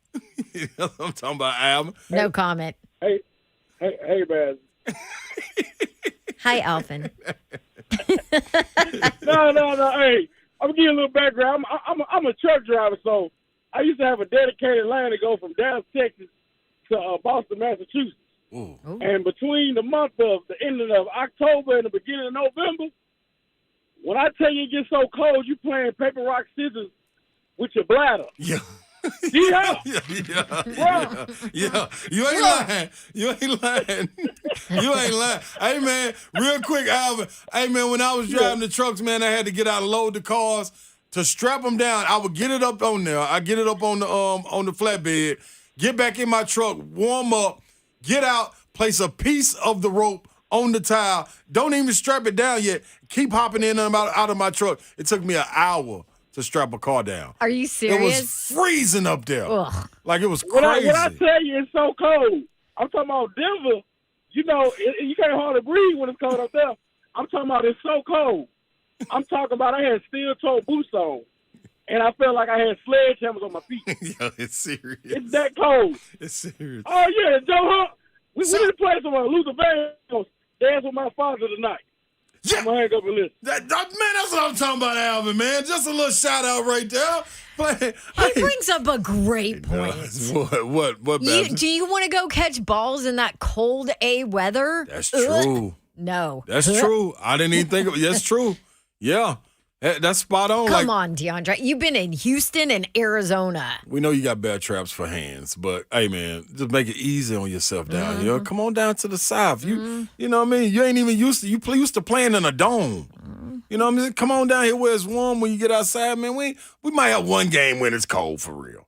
But come on, man. We're going to make it happen. The ball stay warm. It's real good, man. We got them heaters over there on the sideline to keep everything right. Come on down here to Tennessee. You don't want to be up in New England with all that snow and ice. It get cold up here. Real cold up here. So the latest is, now this is all coming out of the Patriots camp, right? Because it's New England Patriots beat writers that are releasing some of this stuff. But their writer for The Athletic, Jeff, I think it's Ho, or How, but says, let's go with the first one. Okay. The Patriots are making a push for Hopkins. He has departed Gillette Stadium, but is still local. The Patriots have had a productive visit with him, according to a source. No deal at the moment, but there is still a level of optimism the two sides could reach an agreement. I'm like, what are they supposed to say? Like, you gonna turn your fans off and make them turn against everybody? Like, if you do report something wild, like, come on, he's hanging out still there. His flight, the jet probably not supposed to leave till 8 tonight. And not to mention, like, what are your sources from within the Patriots going to say? They're going to say, yeah, it was a great visit. Right. Why wouldn't it be? Come on now. Let's make sense of it. So we were talking about free agent signings. And everybody, Titans fans, stick on, the negative parts of free agent signings. So we decided to go ahead and bring up all the positive free agent signings in the last 10 years the Tennessee Titans. Somebody brought up a really good one. Kyle Vandenbosch. KVB, boy. Forgot about that. God, man, was was red contact. Dude, that guy, like, you talk to him in the locker room and he's so quiet and soft-spoken and normal, and you put him on that football field and he has those red contacts in and animal. That it, like, completely different personality in person. I mean, he would. There's a little screw. There's a little screw missing up there. Yep. Woo. Guys that you need to have. Yeah. Joe probably can add to that. Joe, we got you on the line, man. How you doing, first of all? I'm good. How are you, Slade? Man, doing terrific, brother. Doing terrific. Now we just give us some free agency hits for the Titans, man. Well, we're such a fickle fan base. We forget. We always look at all the negatives, but you cannot go without mentioning Brian Orakpo. When you think about the energy he brought and his leadership on the field, I mean, that was a crazy signing. He was amazing. I forgot about Rakpo. Yeah, that's a good one right there. Sure did. Came in, changed some energy too. Yep. Horns down. Where did he come from? I can't remember. Washington. He came from Washington. Yeah. Okay. Yep, that's right. Back then, the Redskins. Yeah. Appreciate that, Joe. Hey, Joe, just real quick. Go ahead. I just want to tell you guys, I have to listen to you guys on the app because I travel. I put about 400 or 500 miles a day on my truck. I've been in Ohio all day, so I love listening to all you guys. So I appreciate all you're doing. So keep it up. Appreciate you. Thanks for listening. Yeah. Happy Father's Day. Happy Father's Day month, Joe. Well, thank you. You too. Carry on. All right, brother. Drive safe out there. Yeah, Orakpo was a great one. I forgot about Orakpo, man. Oh, he was deadly. You talking about Diesel. With him and Jerome Casey together? Yeah. That was it. Earlier, we were joking about Nate Washington and how much love he does not get. So I found all the quarterbacks that threw him passes.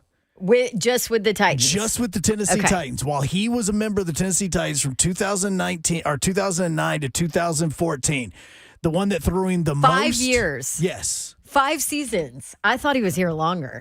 Matt Hasselbeck actually threw him the most passes. That's what I thought. Yeah, it was they had some success. Yes, no, he actually had 84 receptions from him for over 1,000 yards and 5 touchdowns. Jake Locker threw him passes, obviously. Oh, goodness gracious. Vince Young, Kerry Collins. Yep. Then this is where it gets fun. This is where it gets dicey. Because there is one name on there, I guarantee you that I think that only person that could name this person that threw Nate Washington a pass might be Rhett B. He'd be the only one. Really? Ryan Fitzpatrick threw 36 completions to him. Zach Mettenberger. Oh, God. Charlie Whitehurst. Yeah. Oh, of course. How could we Rusty's forget going. Rusty? Rusty threw to him 8 different times, 2 completions for 62 yards. Russ is going. And I guarantee you those 6 misses probably weren't on Nate. I think there were 2 of them result in interceptions, as a matter of fact. Yep. And then the final one. Unless you are Rhett Gordy B, you are never going to remember this guy. Jordan Palmer. Wow. Jordan Palmer threw. I remember that. He threw 1 pass for an incompletion to Nate. It was in the game against Indy in December of 2014 when Jordan Palmer came in for 3 different passing plays. Jordan Palmer. Jordan Palmer. Man, Nate Washington deserves more Nate respect. does. He does. Why are there not more people walking around Nissan Stadium with that man's jersey on? That 85 on her. Yep. Yeah. Every time I see 85, I think of Nate. Yep. That Nate man was a dog. That man was a dog. Yes, he was. He was good. And cool cat, That man. is Super good cool. stuff. Where does he live here? Yes. Matter of fact, I think he think still he lives does here. live here because he's come on with Buck a few times. Yeah. Mm-hmm. He comes on with Ramon, Kayla, and Will, too. Hey, Nate, you done came on with everybody but us, dog. Come on, man. Like, what you doing, Nate? Who? Nate? Nate will come on if we ask him. Okay.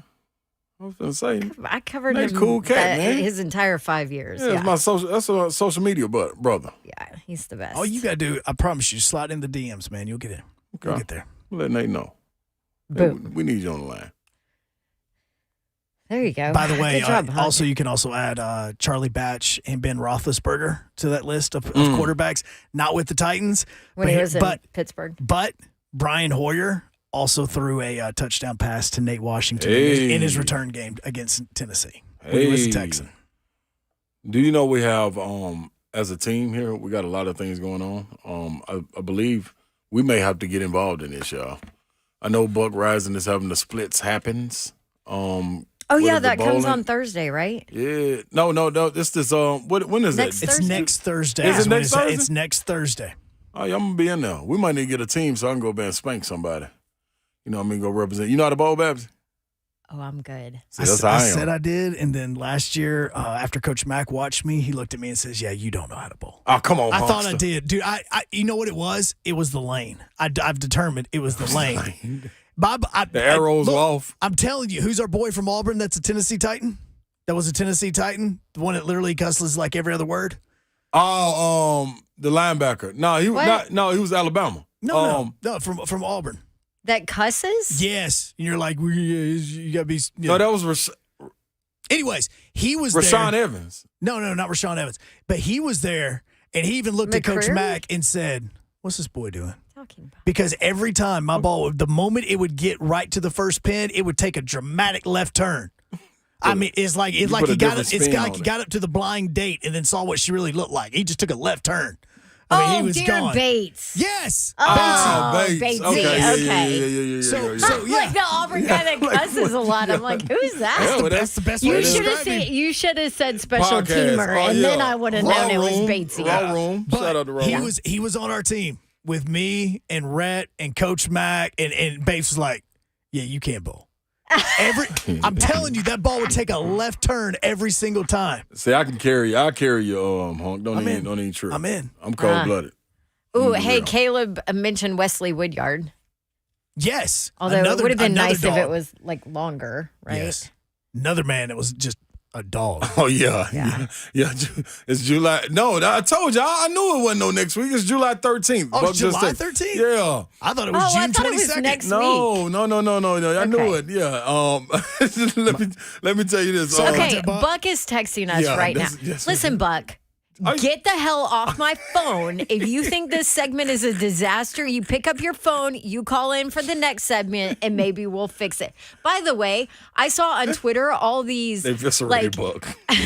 like fake NFL accounts are saying that Buck has reported that the Titans gave DeAndre Hopkins an offer. Like a contract offer or whatever. Why would you and do Buck's something like that, Buck? I didn't report that. I played a Mike Florio bite, and now everybody's like running with it. Aw, look at you, Buck. Hey, call in next segment, Buck, why clown. would you do something like that, dog? Why are you playing a soundbite from an old show that happened a few days ago? Come on. Why would you do that? Got everybody up in arms. We do that all the time. We've literally done that like 6 times this show. All right, it's break time. Buck, if you have an issue, call in.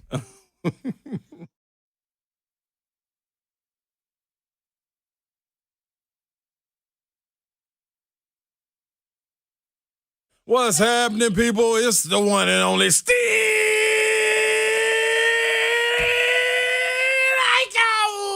Wings.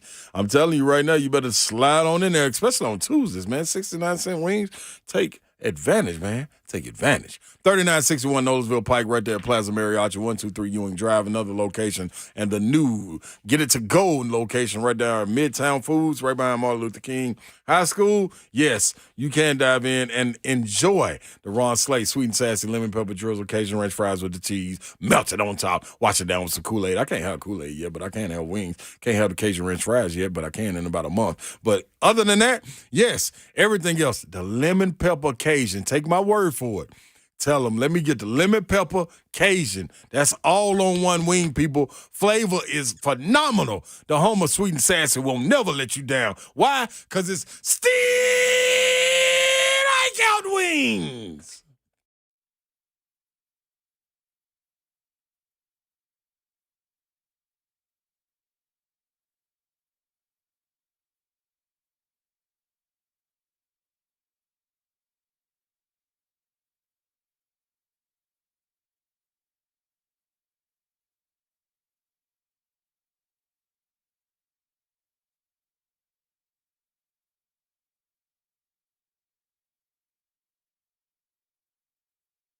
Want to tell you about my friends at Superbook Sports. I downloaded the app not too long ago because my friend Ron Slay was telling me all about Superbook Sports, so I did that. And now we're like even closer friends because we bet together. And you can do it with us. You can do it with your friends. You can do it solo if you want to. You spend valuable time thinking about which bets to place each week. So why wouldn't you want the best company in the business to be the one who handles those bets? Superbook Sports is the most trusted name in Las Vegas, and they are live right here in Tennessee for all of your sports wagering needs. Superbook has a team of dedicated odds makers behind the counter in Las Vegas setting all of their prices. We're talking about guys with decades of experience showing you why Superbook has the best odds around. And right now, you can find any and everything for you to bet on in the world of sports, and you can do it with our friends at Superbook Sports. Download the Superbook Sports app or visit superbook.com to wager and win today.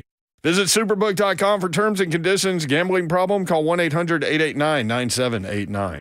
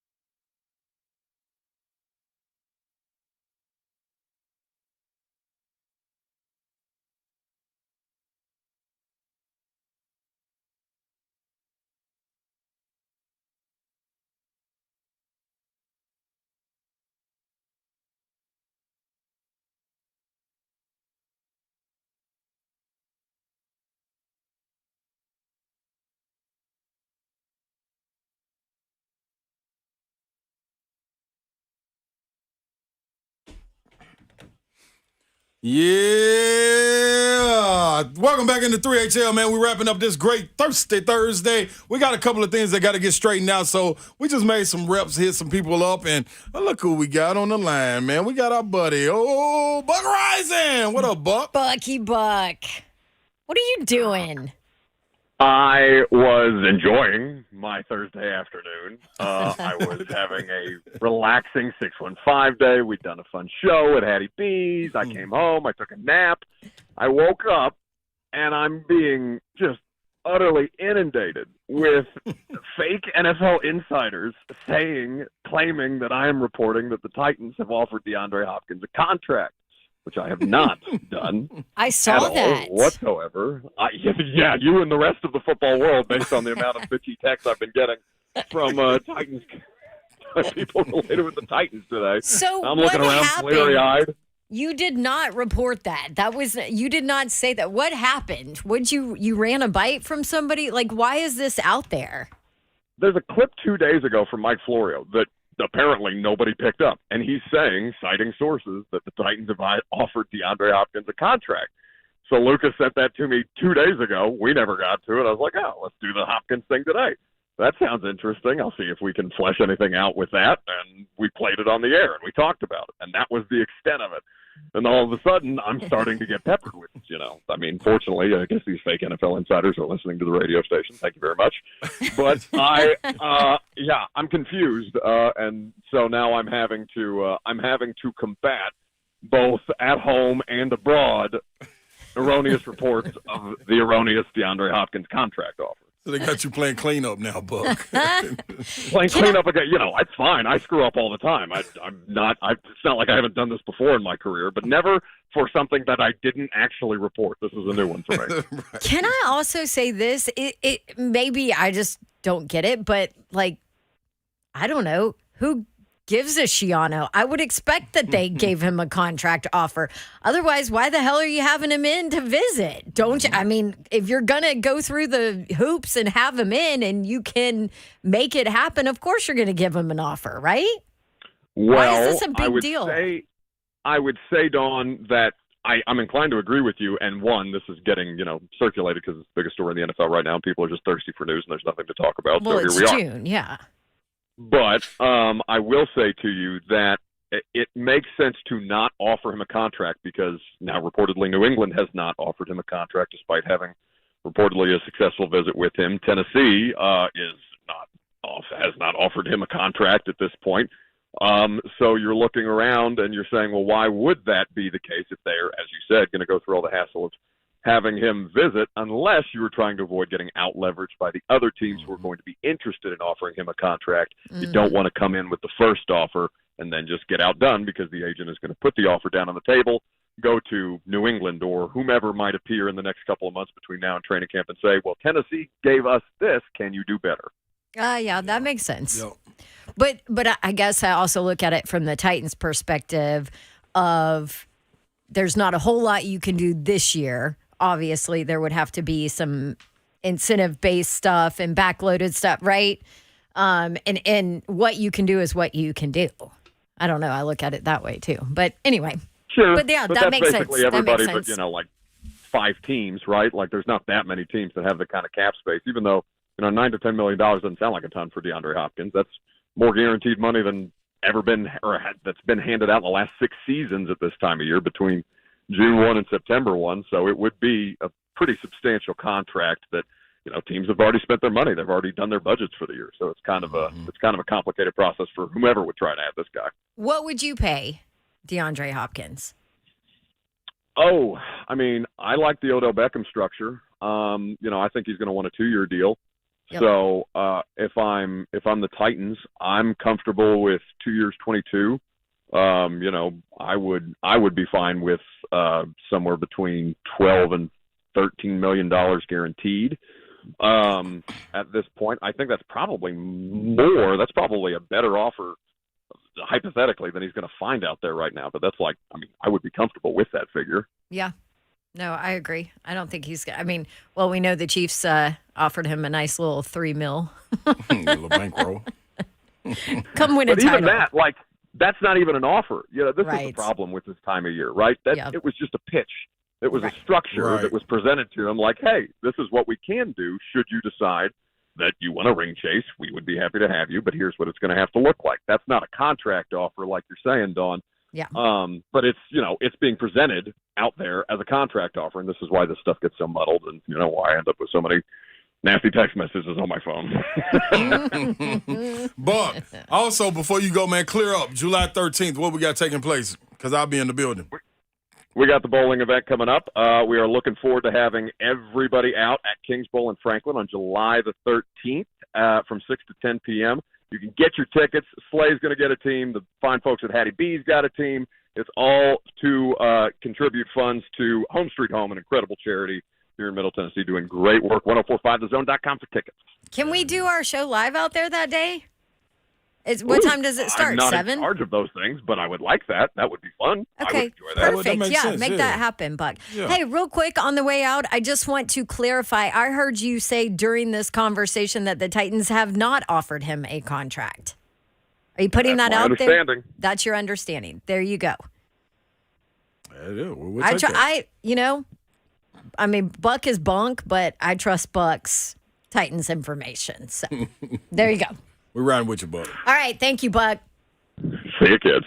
Slay See Allison, ya. just check my schedule. I am also available for July 13th. Let's go. No, you're not on the bowling No, team. yes. No, you're Yes. not. No, we'll It's let you. called No. We're gonna let you Redemption manage. Tour, We're gonna let you manage it. No. Huh? You can be there and Hey, manage. Batesy told me you're a disaster. No, No way. I blame the lanes. Yeah. Blame the See? lanes. It's not the hunk, it's the lanes. Not the hunk. No.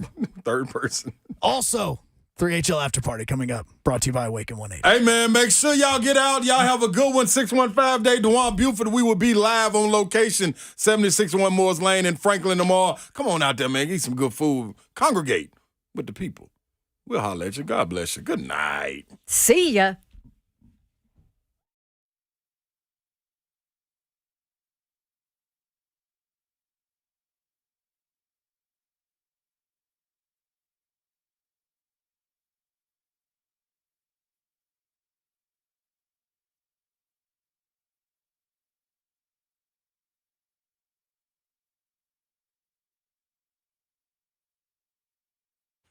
What's happening, people? You made it to the end of the show, man. It's going down. You get to dive in right here to Superbook. Yes, you got to go download the app, man. Wager win today. Use the promo code SLAY, and you can get all the way up to $250 matched if you deposit, wager, and win. Yeah, win or lose. I'm sorry. Deposit, wager, and sign up, deposit, wager. You get up to $250. Win or lose. That's what I meant to say. But the parlay, it has arrived. So this is what we're going with, people. Major League Baseball. We're going to Cubs money line, Astros money line.